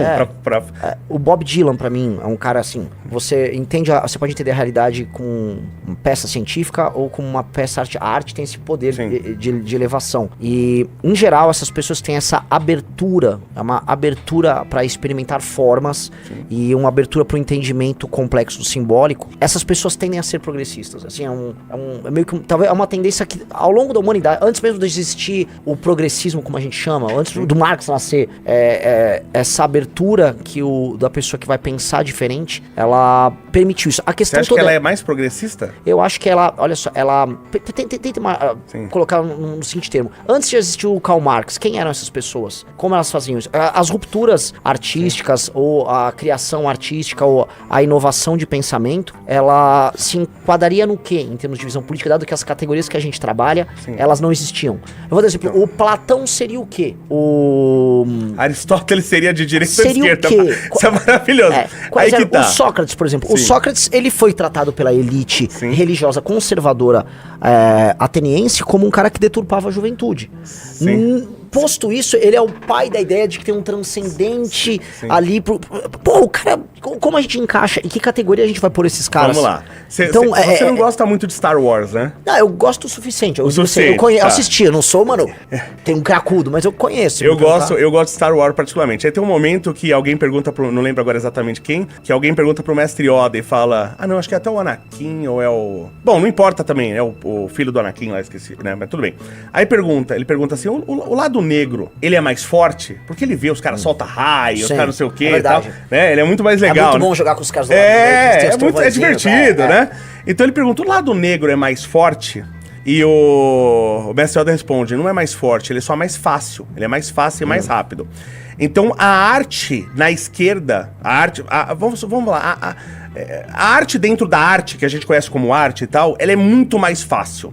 Então o cara que ele vê um mundo diferente, ele é de esquerda, ele entra pra ser um artista plástico, ele cola uma banana numa parede... Isso é um clichê. Mas você vai entender onde a gente vai chegar. Mas isso é reconhecido, O cara, pra ele entrar na área de exatas e fazer arte, aí se puder colocar, tem uma foto que é o motor do foguete do Elon Musk, já falei pra você sobre isso. Eu adoro falar isso aí. Que é o primeiro motor e o último motor que ele fez. Tem um comparativo. Aquilo pra mim é uma arte espetacular, tá? Só que é o seguinte, uma pessoa, até com uma intelectualidade baixa, inclusive você tem, e aí não tô falando de intelectualidade, mas você tem até pessoas autistas na área de exatas, tá? Ele consegue render muito bem, porque é uma coisa muito mecânica a princípio. Isso aí, ó, isso pra mim é uma arte, porque isso aí pra mim é quase orgânico, sabe? É quase você enxergar a evolução. Sim. Tá? É óbvio que é absurdamente inorgânico, mas você olha assim, parece que é evolução, parece que é vida. Pra mim isso é muito arte, nisso aí. Mas o cara, pra conseguir enxergar esta arte, pra ele conseguir fazer arte na área de exatas, ele tem que passar por tantos degraus, ele tem que subir uma escada tão grande... Escada técnica, você diz. Não só técnico, mas de enxergar o mundo diferente. Porque tem uma hora que você vai bater numa barreira. Imagina o seguinte, o ser humano ele sempre precisou se locomover, sempre. A gente andava a pé, aí começamos a andar a cavalo. Aí eu chego, eu quero ser mais eficiente. Como que eu vou fazer pra ser mais eficiente?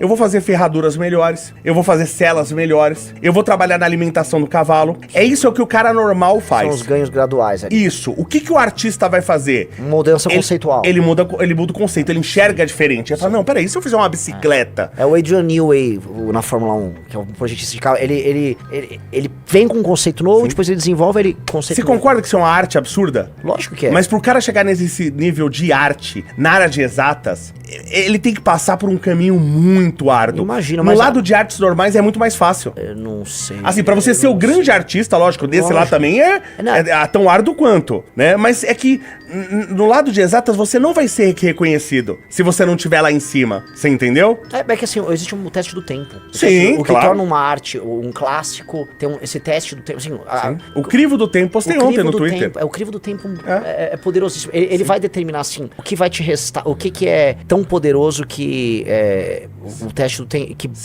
as outras gerações serão capazes de entender. Mas o cara tá se importando com o crivo do tempo? Porque, tudo bem, o grande artista que não vai ser reconhecido pelo crivo do tempo, tempo. Mas o grande artista, Luva de Pedreiro, tá milionário. Mas ele não é um grande artista. Ele tá milionário. Não, entre tantos outros. O grande artista Oruan, ele tá milionário. Mas... Dane-se que ninguém vai lembrar dele daqui 1000 anos. Ele tem o resultado agora. Sim, não, mas eu não tô tratando dessas porcarias. Isso é porcaria, isso não Isso é lixo, mas o lixo é o que tá sendo consumido. E isso me dá desespero. Sim, mas eu nem acho que esses caras sequer tenham um openness alto pra qualquer coisa, uma abertura. Eu tô falando assim, vou falar artistas de verdade. Sim. Um artista sério de verdade que vão produzir rupturas. Você vai achar caras excelentes que têm uma visão de mundo, ou vão se enquadrar numa visão de mundo, você pode colocar esquerda ou direita, você vai ter. Mas eu quero dar um passo atrás nisso, que eu acho que é um lance que a direita tem que ter, o universo político nosso tem que ter. Nós temos que ter conosco as pessoas de abertura de espírito. As pessoas que têm uma capacidade de interpretação simbólica da realidade mais sensível. E a nossa visão de mundo, ela tem que ser generosa com elas, porque essas pessoas acham que a visão de mundo do progressismo é generoso com elas. Sim. Então, como fazer com que a gente tenha uma experiência que seja estética, simbólica, interessante, para que essas pessoas tenham essa sensibilidade diferente, elas não sejam capturadas por uma linguagem que é viciante. Assim, é porque a linguagem da esquerda é viciante. No Brasil, todos os filmes são iguais. Sim. São todos sobre os anos 60, 70, todo artista de MPB é igual. Quer ver uma arte nova que acabou de ser inaugurada? Vou falar pro pessoal até ver e tal, e eu falo arte de direita, né? Que é uma arte relacionada com tecnologia e tal. No estádio do Atlético Mineiro, lá em Minas Gerais, eles acabaram de inaugurar um galo, né? Não sei se consegue até achar esse aí, o galo de aço inox, bota aí, o galo de aço inox do estádio do Atlético Mineiro. Inauguraram agora há pouco, tá? Ele é lindo, parece depende de como tá a luz ali, ele parece uma joia, isso aí. E olha ele lá, ó. Você acaba inauguraram há pouco. Pô, eu achei isso aí lindo. Eu realmente não sei dizer se isso é exatamente lindo. É porque aí tá, você não conhece a técnica pra isso aí, entendeu? Como eu falei, é em aço inox, você trabalhar com aço inox, se tiver solda, é uma dificuldade do caramba, porque ele oxida, tem toda uma técnica. Você vai adorar um cara chamado Arthur Duval, Léo. Eu sei! Eu sei disso, já sempre está chegando. Técnica. Não, eu achei, o pessoal pode comentar aí, eu achei lindo. É que o pessoal, poucos são provavelmente... Em Guarulhos, você sabe que tem muitas estátuas de aço inox. Então, e lá nas soldas estão todas oxidadas. Sim. O cara falhou na técnica. Sim. Por exemplo, por isso que eu achei essa aí linda. E isso eu acho que é o tipo de arte que as pessoas gostam, né? Tem uma coisa, como eu falei, enxergar a arte do lado técnico ou do lado de exatas é muito difícil. Você já ouviu falar no Jogo da Vida do Conway? Games of Life do Conway? Eu vou fazer um desafio pra todo mundo depois que acabar essa transmissão, né? Procure Jogo da Vida do Conway. Esse cara fez um negócio muito legal. Na época não tinha computador e tal, então ele fez um painel de LEDs, né? E fez uma programaçãozinha pra criar poucas condições de contorno. Então você tinha poucas regras no joguinho dele. Ele lançava lá 2 luzes e você tinha 3 ou 4 regras. As luzes começavam a andar.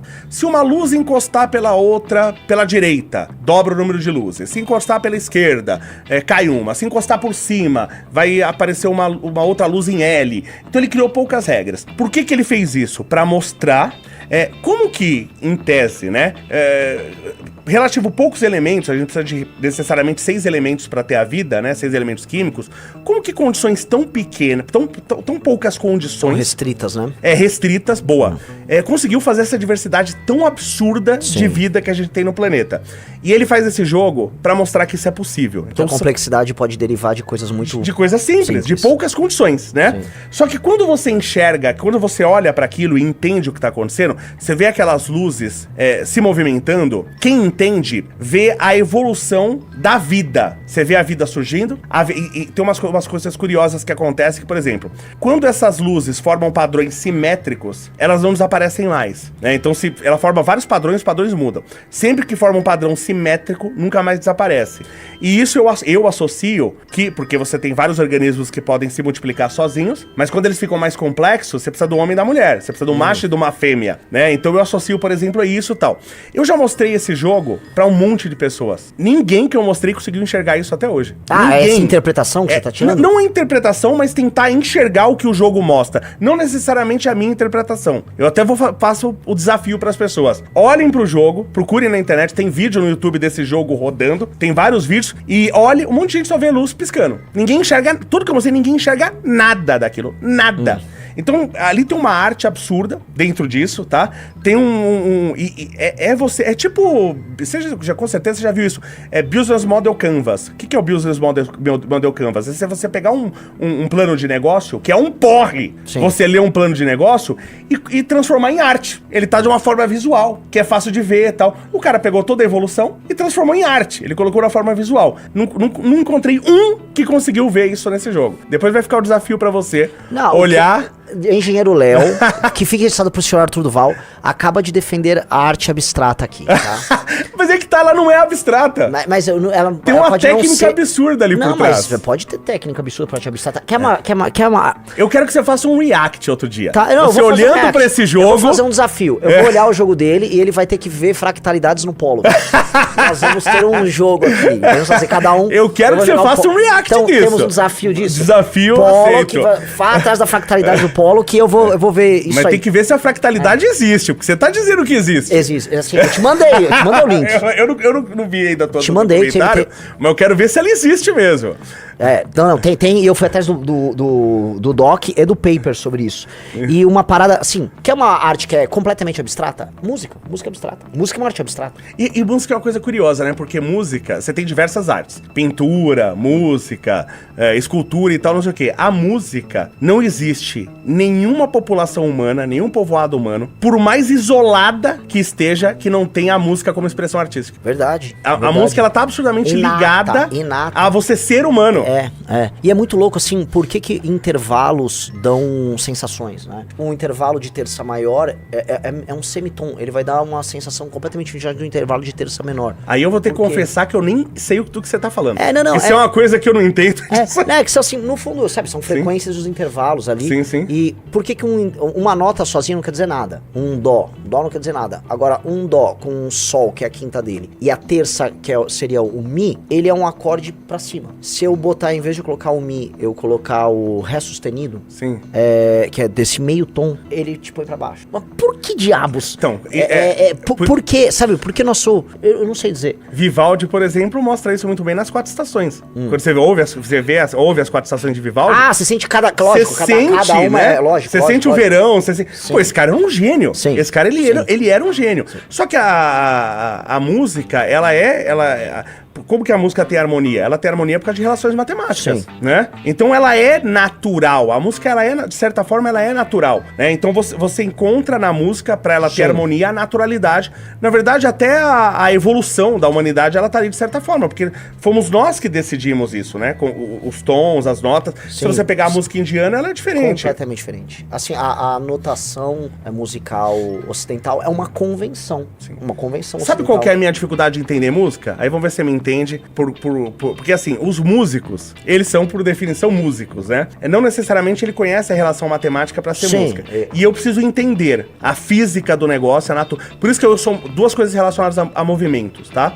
Dança e arte marcial. Eu sempre fui muito ruim em esportes. Eu joguei futebol a vida toda. Sempre fui ruim. Futebol, gosto de basquete. Sempre fui ruim. O único esporte que eu sempre fui bom e fui campeão e tal foi arte marcial. Arte marcial e dança é muito parecido. Muito parecido. Por que eu sou bom em arte marcial e eu não consigo dançar nem dança da cadeira? Porque arte marcial, eu entendo o objetivo. Eu entendo que cada movimento vai fazer uma decomposição de esforço e tal. A dança, pra mim, não faz muito sentido. Ela não tem uma matéria... Ela tem, claro, mas aí é uma limitação minha. Eu sou burro por isso, tá? Eu tenho dificuldade de entender essa questão da dança. Aliás, eu tava falando disso pra explicar outra coisa e agora esqueci do que a gente tava falando antes. Música, você tá falando sobre... da música. Aí eu falava com o músico. Aí falava assim, não, porque tem o tempo e tal, não sei o que. Eu falei, tá, mas quanto tempo tem um tempo? Eu perguntava pro cara, porque você fala, você tem que respeitar o tempo. Tá, mas quanto tempo tem esse tempo? Porque se eu souber quanto tempo tem esse tempo, eu consigo respeitar. E eu demorei anos pra achar um cara que me respondesse isso, que era a coisa mais simples do mundo, que aí o músico não entende nada de matemática e tal, né? Ou de física. E o cara falou, não tem um tempo definido. Você pode decidir o tempo. Eu falei, por que ninguém me explicou isso? Né? Então é muito difícil pro cara que tem a cabeça muito exata como eu, entender uma coisa que É que é solta, na verdade. Porque você vê aquela notação musical, por exemplo, e ela tem, né, os tempos, ela tem a cada nota tem uma duração. Uma duração, qual referência à duração? Que aí a galera fala, hoje tem um BPM, batidas por minuto. Tá, beleza, mas antigamente eles botavam assim, tinha um andante ligeiro, não sei o que. Antes você tinha umas impressões, isso aqui é molto, não sei o que. Eu nem sei o que é isso. Eram referências de velocidade que tinha pra notação musical pro cara. Mas você entende também como o músico, ele tá preso na arte? Lógico. Pra ele também não... Quando quem explicou isso pra mim, na verdade, é meu irmão, porque ele é também da área de exatas, e ele também toca. E aí, quando a pergunta que eu fazia pros músicos não fazia sentido pra eles. A gente tava falando duas línguas diferentes. Aí eu perguntei pro meu irmão, ele falou, não tem tempo. Ele entendeu na hora, não tem tempo, você define. Sim. Aí você definiu, você tem que respeitar. Sim. Eu falei, tá, então é fácil. Sim. Agora eu entendi. Agora, o mais louco são realmente a parte dessas convenções harmônicas, porque a música ocidental é completamente uma convenção. É uma convenção que é a cara do ocidente racionalista, né? Os gregos lá pegando as cordas. Você odeia, né? Não, eu gosto. Eu gosto, porque assim, você tem um chão pra pisar. Sim. Agora, você vai realmente pra música indiana, ou outras músicas que você tem, vamos dizer, microtons entre as coisas, que são essas micro nuances, é um tipo de música muito estranha. É ruim. Não é bom. Eu não acho harmônico, porque parece não que é você tá arranhando um vidro. Porque não é harmônico. A partir do momento que a gente convencionou a harmonia ocidental, a gente treinou nosso ouvido também pra isso. Mas foi isso ou foi o contrário? Ou essas coisas naturalmente elas são naturalmente mais harmônicas. É. Só que entra aquela coisa, a música indiana, ela é tão caótica nesse não sei, caótica na palavra certa, mas ela é tão imprecisa nisso, que aí você vai ter que aprender a lidar com essas imprecisões, né? E ao mesmo tempo eles têm coisas que são muito simples. Eles têm uns instrumentos que eles soltam uma nota, tipo, fica um dó tocando. Fica um dó, aí você vai brincando em cima daquilo, e aí várias vezes, assim, eles vão criando no fim, tanto que você consegue numa guitarra fazer uma escala que simula um jeito indiano de tocar, um jeito árabe de tocar, porque eles acabam criando os maneirismos deles, que se aproximam, não muito, mas se aproximam dentro da lógica ocidental, que é onde que vai soando mais, né, ok, isso aqui tá mais próximo, mas eles lidam com essas micronotas no meio de uma maneira diferente. A música oriental faz isso pra caramba. Isso é meio louco, assim, porque também tem filosofia. Por que a lógica de ser e de pensar deles talvez seja diferente da nossa? Isso expressa na música de cada um. Eu acho isso bem doido, bem doido. Mas, assim, música indiana, eu já pirei muito, assim, música indiana. É legal, mas eu entendo que... vamos dizer, a base que te dá, você não vai conseguir fazer o que o Wagner fez com a base da música indiana, você não vai conseguir fazer o que o Beethoven fez, né? Sim. Grandes peças, né? Se um cara apertar uma tecla de um piano ali, você sabe qual é? Não consigo. Eu sei algumas notas de cor, que é o ouvido absoluto. Eu sei o dó. Eu sei o dó. Isso existe. Tem gente que, de verdade, que qualquer nota que eu apertar, ele vai saber. Tem gente que tem, é bizarro. Eu acho inacreditável isso aí. Ele decorou uma frequência. Mas aí, vamos entrar... Você quer entrar em polêmica ou deixa pra lá polêmica? Você mandar. Por exemplo, uma vez eu tava num negócio ligado à indústria automobilística, e a gente tava vendo uns padrões de cores. E os caras mandaram pra gente 3 vermelhos, né? Que era pra comparar tal. Aí tava eu e 2 caras. E eu falei, gente, é o mesmo vermelho. Aí o cara, não, são 3 diferentes. Eu falei, não, é a mesma droga de vermelho. E os 3 caras vêm do mesmo vermelho. Eu falei, pô, você tá me falando que é diferente? Eu preciso trazer uma mulher aqui, porque eu não enxergo. Que são 3 tons diferentes. A mulher, ela enxerga mais tons do que o homem. O homem, ele tem algum problema na vista, tanto que em torno de 10% dos homens são daltônicos. Você sabe que o Arthur né? Ele me falou, o Riso também. Esse aqui, ó, esquece. Esse aqui não... Pegar um verde, botar um amarelo, ele nem sabe o que tá fazendo. O Redcast, ele tem um letreiro assim, e o red é vermelho e o resto é amarelo. Mas o red, ele é vermelho, e o resto é esse amarelo. Aí o Arthur veio assim e falou, nossa, olha que legal isso aqui, parece que vai mudando a cor, né? Ele olhou, vai mudando mesmo? Eu falei, Arthur, você é daltônico? Eu falei, mano, são 2 cores completamente diferentes, né? Essa diferença que existe entre homem e mulher, existe no ouvido pra música? O homem ouve mais ou menos? Belíssima pergunta. Nossa, deve haver. Eu só não sei dizer, mas assim, deve haver. Eu sei que existem umas diferenças assim. Por exemplo, o som agudo. Isso até é abordado no... Sim, o negócio do choro do bebê. Isso. Sim. É isso que eu tava pensando. É uma boa pergunta. Eu realmente eu não sei responder isso. Claro que vão falar que tem lógico, tem uma questão cultural, tal, não sei o quê. Mas você pega todos os grandes músicos clássicos de música clássica são homens. Sim. Né? Aí você fala assim, mas a mulher não tinha espaço. Eu falo, sempre, a história da humanidade humanidade sempre houve espaço pra competência. Sempre. Sim. Né? É muito pouca... Pra ser altamente competente, é pouca gente pode ser altamente competente. Então vai ter Exatamente. Mais de 2000 anos atrás, Cleópatra foi rainha do Egito, era uma mulher. Sempre houve espaço. A Marie Curie foi a primeira... Não é a primeira mulher. Marie Curie foi a primeira pessoa a ganhar 2 Nobels. E diferente, de física e de química. Então sempre houve espaço. Mas todos os grandes artistas clássicos são homens. Por quê? Eu não entendo nada de música, tô te perguntando. É que acho que não é só... Acho que o homem é melhor na criação. Acho que, assim, acho que tem uma diferença de sexo mesmo e que a gente tem que aceitar. Tem também, falaram que a dispersão da inteligência é diferente do homem e da mulher, né? Sim, isso eu Que já falei isso. O mulher, desvio padrão do homem é menor do que a mulher. É bem maior, maior que a da mulher. Porque a natureza arrisca mais no macho, porque o macho ele é descartável. Né? Já falei, se você tiver um homem, se tiver 200 homens e uma mulher, aquela sociedade morre, porque provavelmente eles vão se matar, se duvidar, mata até a mulher.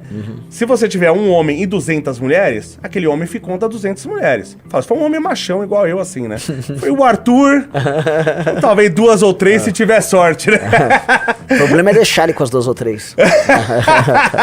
O Arthur, ele é fresquinho. Você fala, tem uma mulher bonita, você fala assim, não, mas tem uma celulite ali, ele é fresquinho. Mas isso é um negócio legal, eu gostaria de saber se tem essa diferença do ouvido entre o homem e a mulher. É uma ótima pergunta, eu realmente não saberia dizer, assim, como é que é a relação do homem com, talvez, com os graves, a mulher com os agudos. Realmente eu não sei. Eu sei que na criação musical, mas na criação em geral, os grandes gênios nas criações tendem a ser mais homens, né? Acredito, tenho certeza que tem uma imposição cultural, obviamente, que dificulta a mulher de entrar, isso sem dúvida, né? Que é o que faz, por exemplo, o homem ele tem muito mais visão espacial, porque você tem uma seleção natural, e a seleção selecionou os homens entre os melhores caçadores, por exemplo. E pra você caçar, você precisa ter uma visão espacial muito boa. Então é por isso, por exemplo, que não tem mulher na Fórmula 1. Né? O cara fala, não, porque não deixa tudo que eles querem é uma mulher pra Fórmula 1. Lógico. Porque isso vai dar um apelo de marketing tão absurdo. O Drive to Survive é feito pra mulher. Eles trouxeram um público feminino. O ápice seria agora ter uma pilota. Sim, claro, sem dúvida, né? E aí acho que tá na hora deles chegarem com um piloto trans, né? Que aí já resolve esse problema, né? Mas como tem coisas aí, a gente fala, tá sendo machista. Não. Tem coisa, eu falei, indústria automobilística, vai trabalhar com cores. Eu falava, tem que contratar uma mulher. Homem não serve pra isso. Não adianta botar homem. Ele não serve pra isso. É verdade. Então cada um é que assim, você falar o óbvio hoje, você pode ser preso, né? Homens e mulheres são profundamente diferentes. Né? E a gente tem que aceitar isso. Sim. Né? Quando fala assim, cultivar, porque isso é bom. É bom, é lógico. Isso é necessário. E homem e mulher são as duas metades da mesma moeda. Sim. Pra você ter a moeda, você precisa dos dois. Sim. Né? Então, pra você ter o valor na sociedade, você precisa dos dois. A própria ideia do yin yang. É uma energia feminina e uma energia masculina. Sim. Não tem o que dizer. Até talvez por isso, aí um estudo, faz até os dados, o estudo já tem até faz tempo, né? Que agressão em relacionamentos. Então você tem o que tem. Por incrível que pareça, se eu não me engano, espero nessa parte eu não tá errado. Quando você tem casal de homens, você não tem tanta agressão. Casal homens. Até porque né, você vai sair na porrada, os danos são maiores. É melhor você não arrumar briga. Entre casal heterossexual é um pouco maior e muito maior a agressão entre casal de lésbicas. Absurdamente maior. Aí o pessoal brinca, fala assim, que nem a mulher tá aguentando a outra mulher. É brincadeira, hein, gente? Pelo amor de Deus, hein? Brincadeira, mas é muito mais agressão quando você tem casal de lésbica. Interessante, sabia não. Tem esses dados aí publicados, né? Isso aí é público pro pessoal ver. O entendimento de que o dano não sai muito grande, então nós vamos sair na mão aqui. Não, você tá louco, você imagina? Deixa eu falar um negócio, gente entrou só um Valete Plus aqui, a gente tá numa baita conversa. Vamos fazer o seguinte hoje, todo mundo que tá no Valete Plus vai receber a revista Valete autografada por mim e pelo engenheiro Léo. Legal. É só valendo hoje e camisa Prendeu Matou. De Cordão MBL. Especial hoje, só valendo pros 14 primeiros. Ó lá o Redcast que o Arthur não conseguiu ver que era diferente. Você consegue ver que é vermelho e amarelo? Sim. Então o Arthur é pior do que... O Riso é daltônico mesmo. Mas o Arthur também, só que eu acho que ele não tava sabendo. Eu acho que não avisaram ele. Tem isso, né?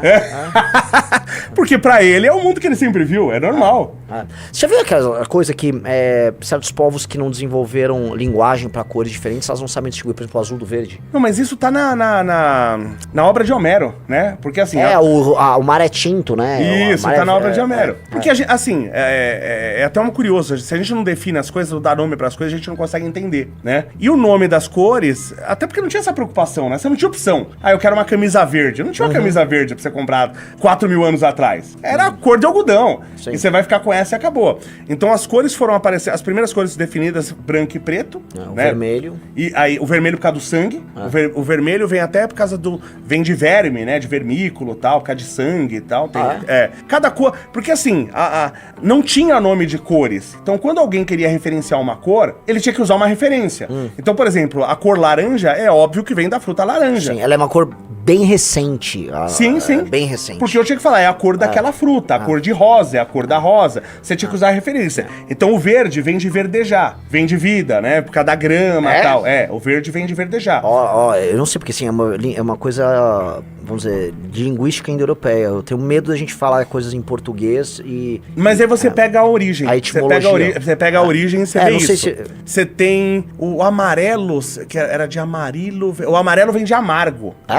Vem porque o amarelo da bilis, que é amarga. Então ele vem disso, o amarelo. Cada cor, você pode procurar, tá? Que você tem a explicação da etimologia, da origem de cada uma. Posso estar enganado eu não sei, alguma? porque eu tenho medo de falar em etimologia, porque quando eu começo a pegar assim, sai do português, vai pro latim, do latim vai pro proto-latino, aí vai pro mas a origem da nossa língua tem 2.500 anos, né? O latim vem de Látio, na Itália, que apareceu no século V a.C. Vem de onde? Mas antes não existiam as definições dessas cores.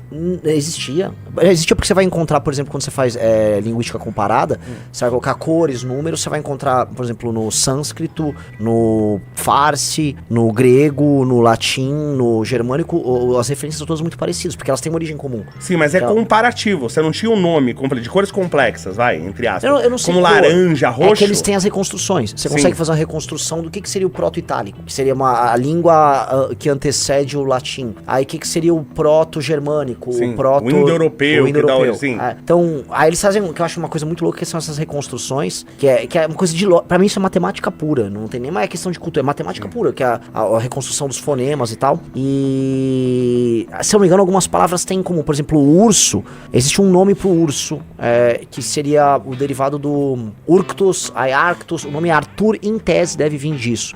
Só que, por que é bear em vários lugares? Que bear deriva do marrom, e é o marrom, porque provavelmente eles tinham medo de falar o nome do urso que ele aparecia. Então, sabe aquelas superstições, tipo, não pode falar, do diabo que ele aparece. Isso, o marrom tá por aqui, tá? Cuidado. Sim. Então, e aí em várias dessas culturas o urso ficou ligado ao marrom. Mas você concorda que tem uma ciência linguística absurda?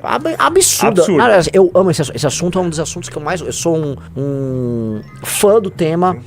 Obviamente não estudo pra valer, mas eu acho isso sensacional, porque você consegue reconstruir coisas colossais. Quando a gente descobre que, sabe, a língua falada na Índia, ela tem a mesma origem que a nossa língua. Você sabe que a gente entende a língua egípcia, o egípcio antigo, por causa da pedra de Roseta. Então você achou uma pedra que foi a pedra encontrada em Roseta, você tinha o mesmo texto, que ele estava em grego, em egípcio e outra língua que eu não lembro agora. Então, se você tem a referência, você consegue descobrir a língua por mais antiga que seja, concorda? E aí eu fico pensando. Outro dia eu vi, se não puder falar sobre isso, você me dá um chute aqui, hein? Outro dia eu vi o Pastor Mirim traduzindo um cara que tava falando a língua dos anjos.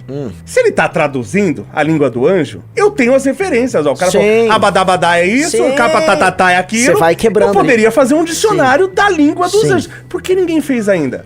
Bom, e eu acho muito engraçado que todas essas línguas que esses caras fazem, assim, não vou falar todas, né?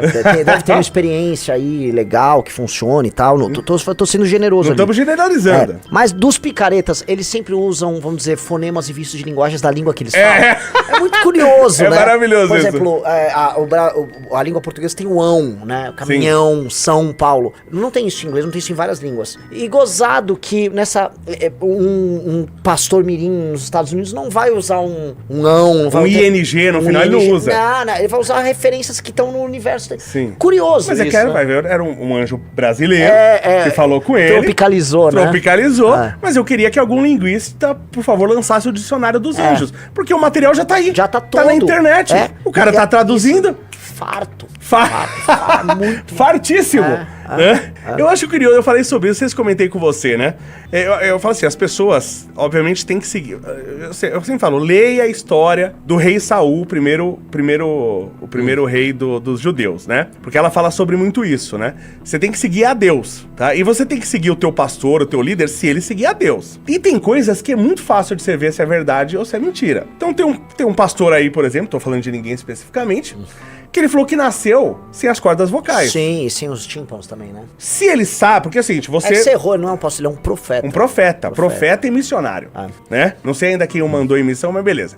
Né? Então, se ele sabe, porque você pode ser mudo por vários motivos. Se ele sabe que ele nasceu sem as cordas vocais e era mudo por isso, tinha um laudo médico que atestou isso. Onde está esse laudo médico? Porque é uma comprovação do milagre. Sim. Eu queria, porque eu não tô desconfiando dele. Eu queria mandar isso pro Vaticano, porque a gente tem que canonizar uma pessoa dessa. Pelo amor de Deus, esse cara... Né? Um milagre desse, né? Significa que o mundo é encantado, né? É possível de Sim, saber. a gente pode ter um santo brasileiro. Sim. Né? Então precisa pegar esse laudo. Ah, mas eu perdi o laudo. Sim, mas o médico que deu esse laudo, ele não vai esquecer de um caso de uma criança que nasceu sem as cordas vocais. Épico, é um caso único no mundo. E sem o tímpano e depois recuperou? Cadê esse médico pra gente entrevistar? Porque a gente precisa das provas. Gente, eu não estou desconfiando de ninguém. Eu quero canonizar um brasileiro, é isso que eu quero. E eu preciso das provas pra mandar pro Vaticano. Aproveitando que a gente tem um novo Papa, que ele tem uma ligação histórica com o Brasil, né? Porque esse aqui é o Leão XIV, né? O Leão XIII, ele, entre aspas, conversou com a Princesa Isabel, sabia disso? Não. Porque ele foi, eu não lembro quem pediu ajuda a ele, ao Leão XIII, pra acabar com a escravidão, pra derrubar a escravidão. E o Leão XIII ele respondeu ao Brasil e trocou cartas com a Princesa Isabel, parabenizou depois a Princesa Isabel por assinar a Lei Áurea, 1888, e inclusive deu uma rosa de ouro, que é uma como é que se diz? É uma honraria, que inclusive, se não me engano, era a maior honraria na época. Foi recebida pela Princesa Isabel, acho que em setembro e outubro de 88, setembro acho que foi, de 88, do Papa Leão XIII. O Papa Leão XIII, entre aspas, condecorou a Princesa Isabel. Então, já que a gente já tem um Papa agora, com ligação histórica com o Brasil, dado seu nome, a gente podia pedir a canonização. Pois é. E o garoto, pô, tá voando. Essas provas são importantes.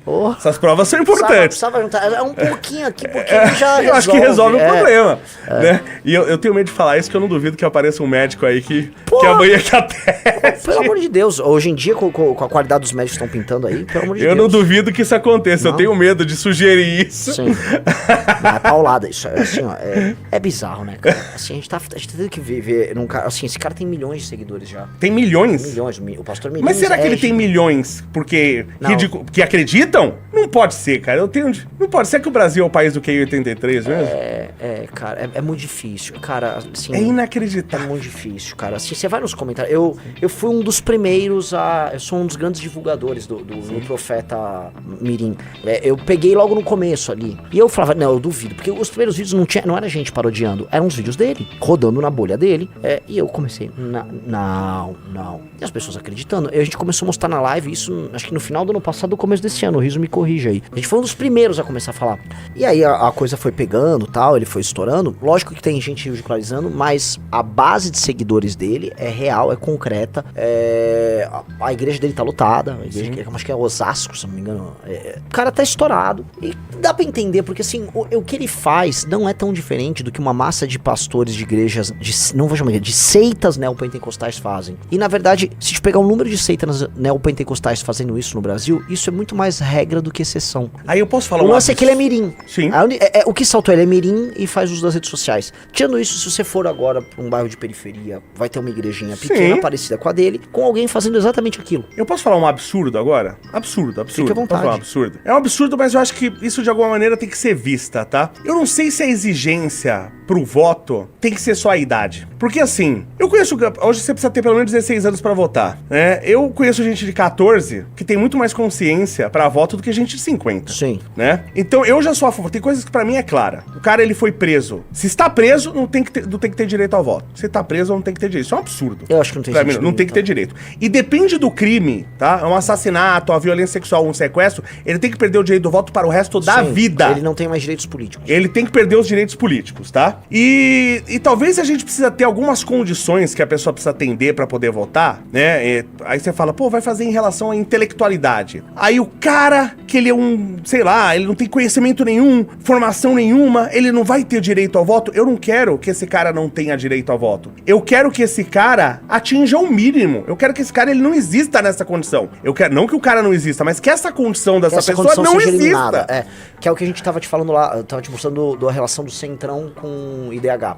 Por que o cara vota no Centrão? Porque ele não vota. Esse cara, o grau de a condição tão baixa, toma isso aqui e vai lá. Sim. Esse cara tá fazendo isso. Eu quero que esse cara seja estimulado desde a infância, falar assim, ó, você precisa atingir um nível Sim. pra pelo menos ter direito ao voto. Sim. Pra que essa pessoa... Pô, a porcentagem de analfabetos funcionais no Brasil é inaceitável.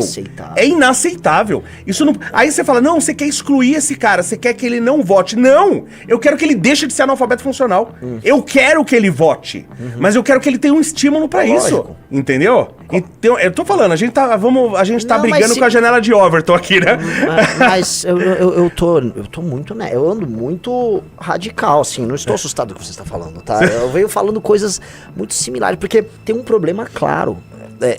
Não existe democracia no Brasil. Sim, sem dúvida. Porque a base dela, que seria o sufrágio, já que a gente tá chamando de democracia o sufrágio, a base dela é completamente viciada. E ela se baseia em compra de voto. Sim. E eu acho que disso deriva Você sabe que ela nasce, a democracia em tese nasce com compra de voto, lógico, né? A democracia com Péricles, tá? Quando eu falo 2.500 anos atrás, o Péricles, o pai da democracia, porque pra você votar não era todo mundo que votava, você tinha que ser um cidadão livre e tal, não sei o quê, e você tinha o local que você tinha aqui pra votar, né? E ele, quando tinha... Nem todo mundo ia. Quando tinha votações de interesse do Péricles, ele pagava para as pessoas irem votar.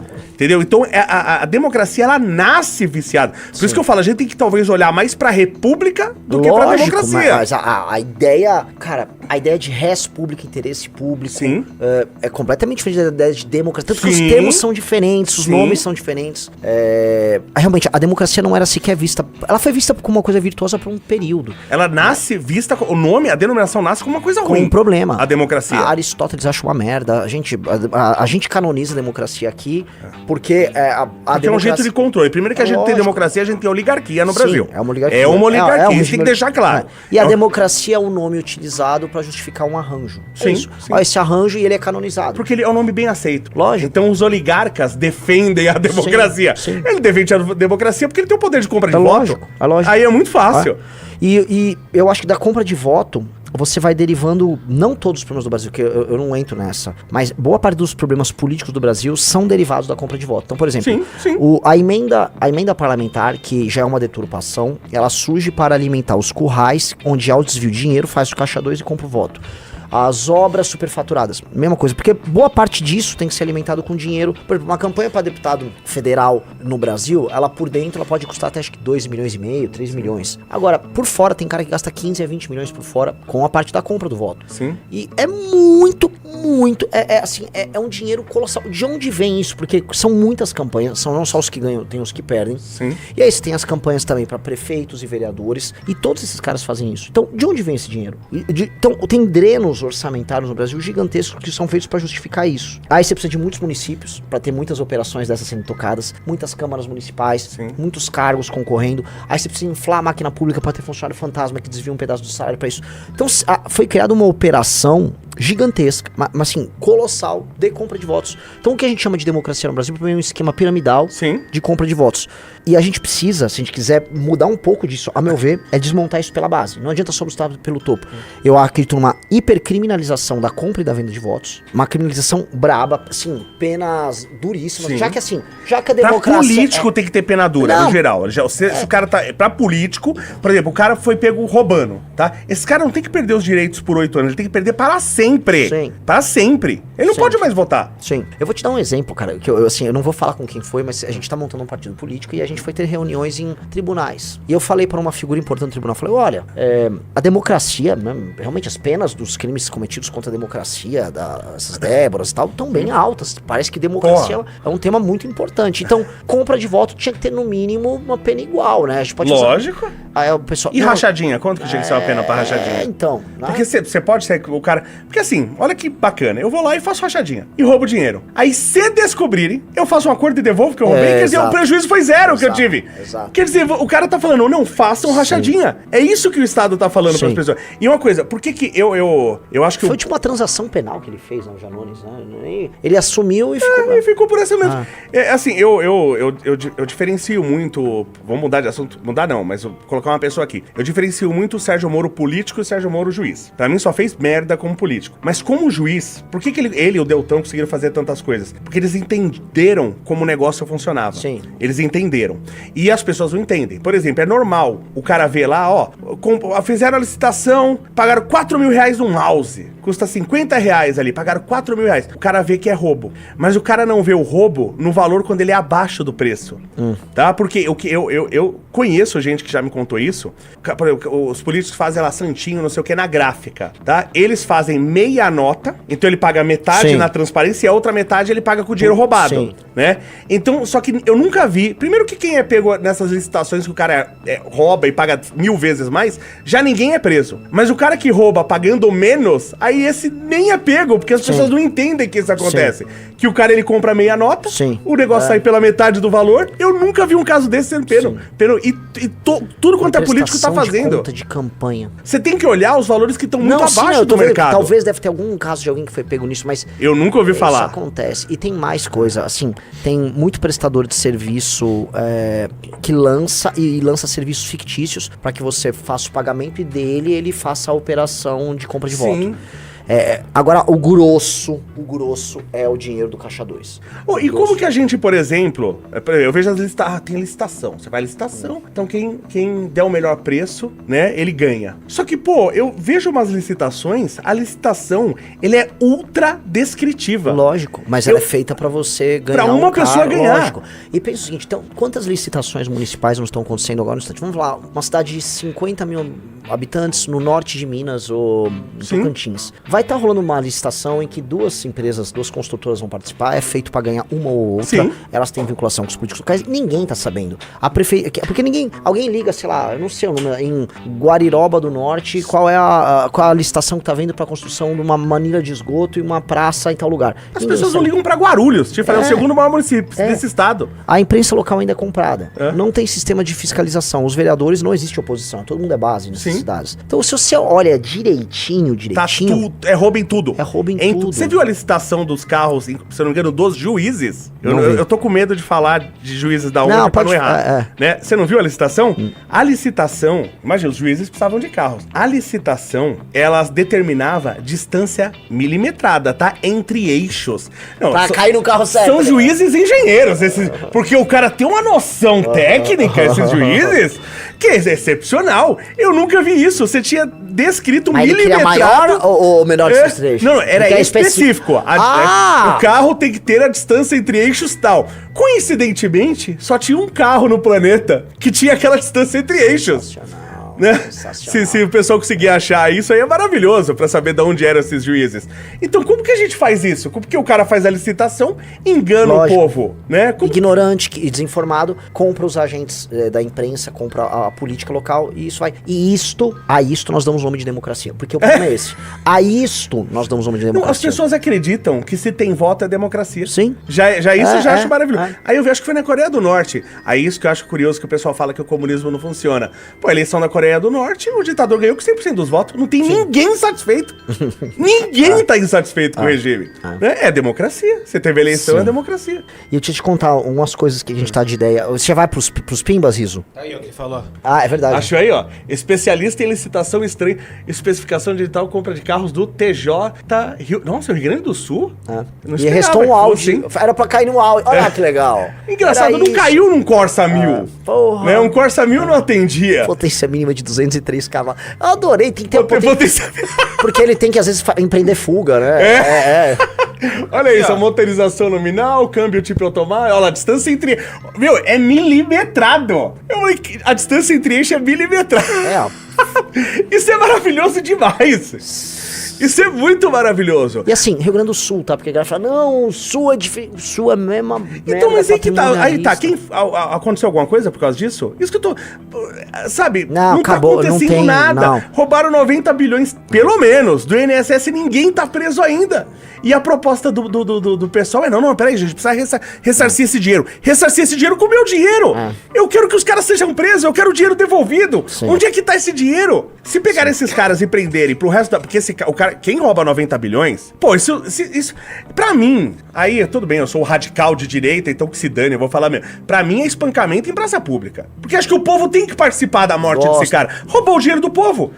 Esse é um tipo de coisa que num país sério é no mínimo prisão perpétua. Imagina no mínimo. Eu vou falar, imagina na China isso. Mas não seria legal pegar os idosos que foram roubados, todo mundo de bengalinha, e dar cacetada? Porque ia ser uma morte lenta. Morte lenta. É uma morte lenta. Tipo, o cara tem que tomar 18 mil bengaladas pra virar. Você já viu o filme? Tem um filme. Eu não vou lembrar. É da colher. Nossa, é maravilhoso cara, demais. É desesperador, cara.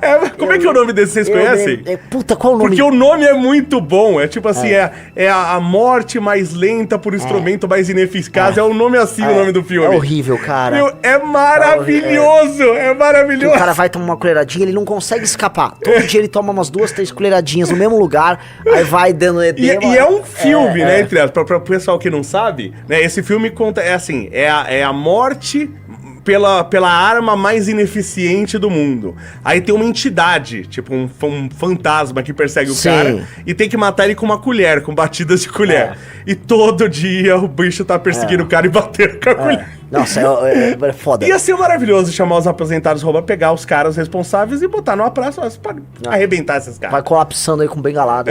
Vai ficar aí até morrer. Eu acho, cara, assim, o Brasil Derrubei meu fone. O Brasil se todas essas coisas não forem mexidas, o Brasil é um arranjo impossível. Mas é por isso que sem uma nova Constituição você não muda o Brasil. Isso, eu tô nessa. Mas e aí, como é que passa uma nova Constituição? Eu acho que, assim, em termos normais, não vai passar uma nova Constituição. Eu digo assim, você precisa antes, ao meu ver, chegar ao... Tem várias maneiras. Sim. Mas se você colocar deputados e senadores que são a favor, você vai... Mas se uma coisa gradual, eu acho que você precisa... Mas você precisa, a meu ver, você precisa de um momento traumático e uma necessidade de ruptura. E, tipo, precisamos fazer algo. Mais do que essa agora, que 2027 não tem dinheiro nem pro pessoal comprar remédio na farmácia popular? Para as pessoas, acho que as pessoas não ligam, cara. Porque mais traumático que agora... Porque assim, eu acho que é a armadilha da baixa renda. Se tiver comida no prato, tiver sol... Mas não vai ter nem a baixa renda. Do jeito que tá, não vai ter nem a baixa renda. Cara, porque eu acho que hoje... Não vão à falência. Hoje, nesse governo, a gente precisa comemorar. Hoje. Porque hoje tá melhor que amanhã. Tá. Entendeu? Então ou então hoje a gente tem que comemorar. Porque hoje tá melhor que amanhã. Amanhã eu tenho certeza que vai estar pior. Eu tenho um medo, Léo. Eu vou te falar um medo. O ganho de produtividade por tecnologia que não é gerado aqui faz com que você tenha um efeito deflacionário em várias coisas no mundo. E aí uma merda como o Brasil que faz tudo errado, as pessoas vão se arrastando por ganhos tecnológicos feitos em outros lugares que a gente vai pegando a rebarba. Sim. E meio que assim, a coisa tá colapsando mesmo. Muito. Mas a gente vai se arrastando porque, sei lá, não havia Uber 20 anos atrás, não havia tecnologias de compartilhamento, ganhos de produtividade com o uso da internet. Então isso nos evita uma pobreza extrema. Porque o ganho com tecnologia, quando você faz o ganho com tecnologia no país, ele compensa a perda de emprego daquelas pessoas menos capacitadas e vão surgir outras pessoas mais capacitadas. Por exemplo, você já tá vendo que tá chegando aí já nos supermercados tudo atendimento automático, sim, né? Já. A caixa de supermercado vai sumir. Pô, se é uma coisa que tem no Brasil é supermercado. Sim. É um monte de pessoas que a gente vai jogar no desemprego. Só que a gente é consumidor, a gente não tá gerando a tecnologia. Exato. Nesse país. Até porque você não consegue. Pra você comprar um equipamento aqui no Brasil, fazer uma importação do equipamento, você não consegue. Quando consegue é um absurdo, né? As escolas, a gente não tem formação científica no Brasil. A gente tá investindo em doutorado de suruba gay. Sim. Que tem doutorado disso. Sim. Tá? Banheirão, lembra? Doutorado em funk. Assim, o Brasil adora falar, não, o Brasil tem muito estudo científico, mas eles não são referendados lá fora. Não review de gente séria, Se eu não me engano, a USP é 7º ou 8º lugar. Pô, eu fiz mestrado lá. É 7º ou 8º lugar em produção científica. Só que em referência, ou seja, se a sua produção é levada vai a ser sério pelo referenciada, isso. Se em referenciação, a USP tá na posição, sei lá, tipo 800. Então você produz muito, mas só merda, só lixo. É o cost effective zero, né? É uma sim, merda. sim. E não tá dando resultado. A pesquisa inútil. Né? A gente estamos cavando buraco em termos de pesquisa. Então, o que a gente tá produzindo aqui no Brasil que tá usando pro Brasil ou pro mundo? Você tem algumas coisas aí e tal, mas é muito pequeno em relação ao potencial que o Brasil tem. Então, se não mudar, precisa mudar. Se não, como você falou, tem que ter uma guerra contra o crime, tem que ter uma nova Constituição, tem que ter uma reformulação do ensino. Total. Tá? Então, hoje, um dia a gente quer chegar nisso, mas hoje tem que ser another brick in the wall. Eu tenho que ter uma formação mais enxuta industrial, e forte. Que o cara vai. E outra coisa, tem que fazer. Porque quem começou a destruir a educação no Brasil foi o PSDB com a progressão continuada. O professor tem que voltar a ter. Não me julgue como tucano, tá? Mas pra mim veio antes. Veio antes disso, você acha? Eu acho que o problema da educação veio da incapacidade que o Estado tinha de atender nas cidades o êxodo rural. Porque muita gente. Então, mas aí você pegou um problema crônico que é a limitação do Estado se adaptar. Não tinha. E assim, isso foi já no fim da. Porque a ditadura já não formou essas pessoas. A gente tem uma imagem que nossos pais tinham boas escolas públicas. A quantidade de pessoas que se mudaram para as cidades, o êxodo rural foi tão grande nos anos 40 aos anos 90, isso destruiu tudo. Que formou as periferias. A gente tem um caos habitacional, educacional, que antes. Aí o PSDB simplesmente fez assim, faz qualquer porra aí. Então, mas aí tá, quando você tira, que aí é conceito, inclusive, Paulo Freire, que é isso, né, de acordo com Paulo Freire, só de eu ficava pra eu dar aula, eu ficava numa parte mais alta da sala. É óbvio, pra que todo mundo possa enxergar. Lógico. Isso é óbvio, Sim, né? Que é a rodinha, aquela porra isso é óbvio, mas não, o professor tem que estar no mesmo nível do aluno, de acordo com Paulo Freire e tal. Quando você tira a autoridade do professor na sala de aula, você matou o ensino. Sim. Então o professor tem que voltar a ter autoridade, a gente precisa pagar bem professores pra ter professores, pra chamar professores qualificados, porque grande parte dos professores que a gente tem no Brasil de ensino público, você pode mandar embora, que não serve pra nada, tá? A gente talvez até possa requalificar vários deles, tá? Mas a gente precisa ter professores de qualidade na escola, ganhando bem, inclusive, e o professor tem que ter autoridade dentro da sala de aula. Se não tiver autoridade, se o professor não tem autoridade na sala de aula, eu vejo vídeos, cara, que são inacreditáveis, que você não tem autoridade hoje pra fazer nada. Aí você pega uma criança, né? Tem umas crianças que tem uma outra criança aí que aí você fala assim, pô, a criança é endemoniada. Aí você olha lá, faz uma reunião com o pai e com a mãe, e você fala, cara, que o moleque é até bonzinho. Você vê que o pai e a mãe é muito pior. Aí tem um monte de vídeos aí que o moleque tá na criança, a criança tá na escola, pegando as coisas, tacando no vidro, quebrando o vidro, destruindo tudo, e você não pode tocar na criança. Sim. Tá? Eu não posso tocar na criança. Isso é horrível isso. Mas tudo bem, então você quer que seja assim a regra? Tá, não pode tocar na criança que tá destruindo tudo. Beleza, então, por lei, o pai dela, a mãe dela vão ter que pagar todo o prejuízo que a criança fez. Pronto. Mas não acontece nada. Nada, zero. Ninguém é punido por nada. A criança não é educada, os pais não são punidos, porque essa criança, geralmente, ela não virou isso sozinha. Ela tem um pai e uma mãe que trabalharam pra ela ser assim, né? Sim. Então você não tem... Ela é produto dos pais. Isso quando tem os pais, né? Sim. Que e a de regra não tem. Assim, isso é um luxo. Um luxo.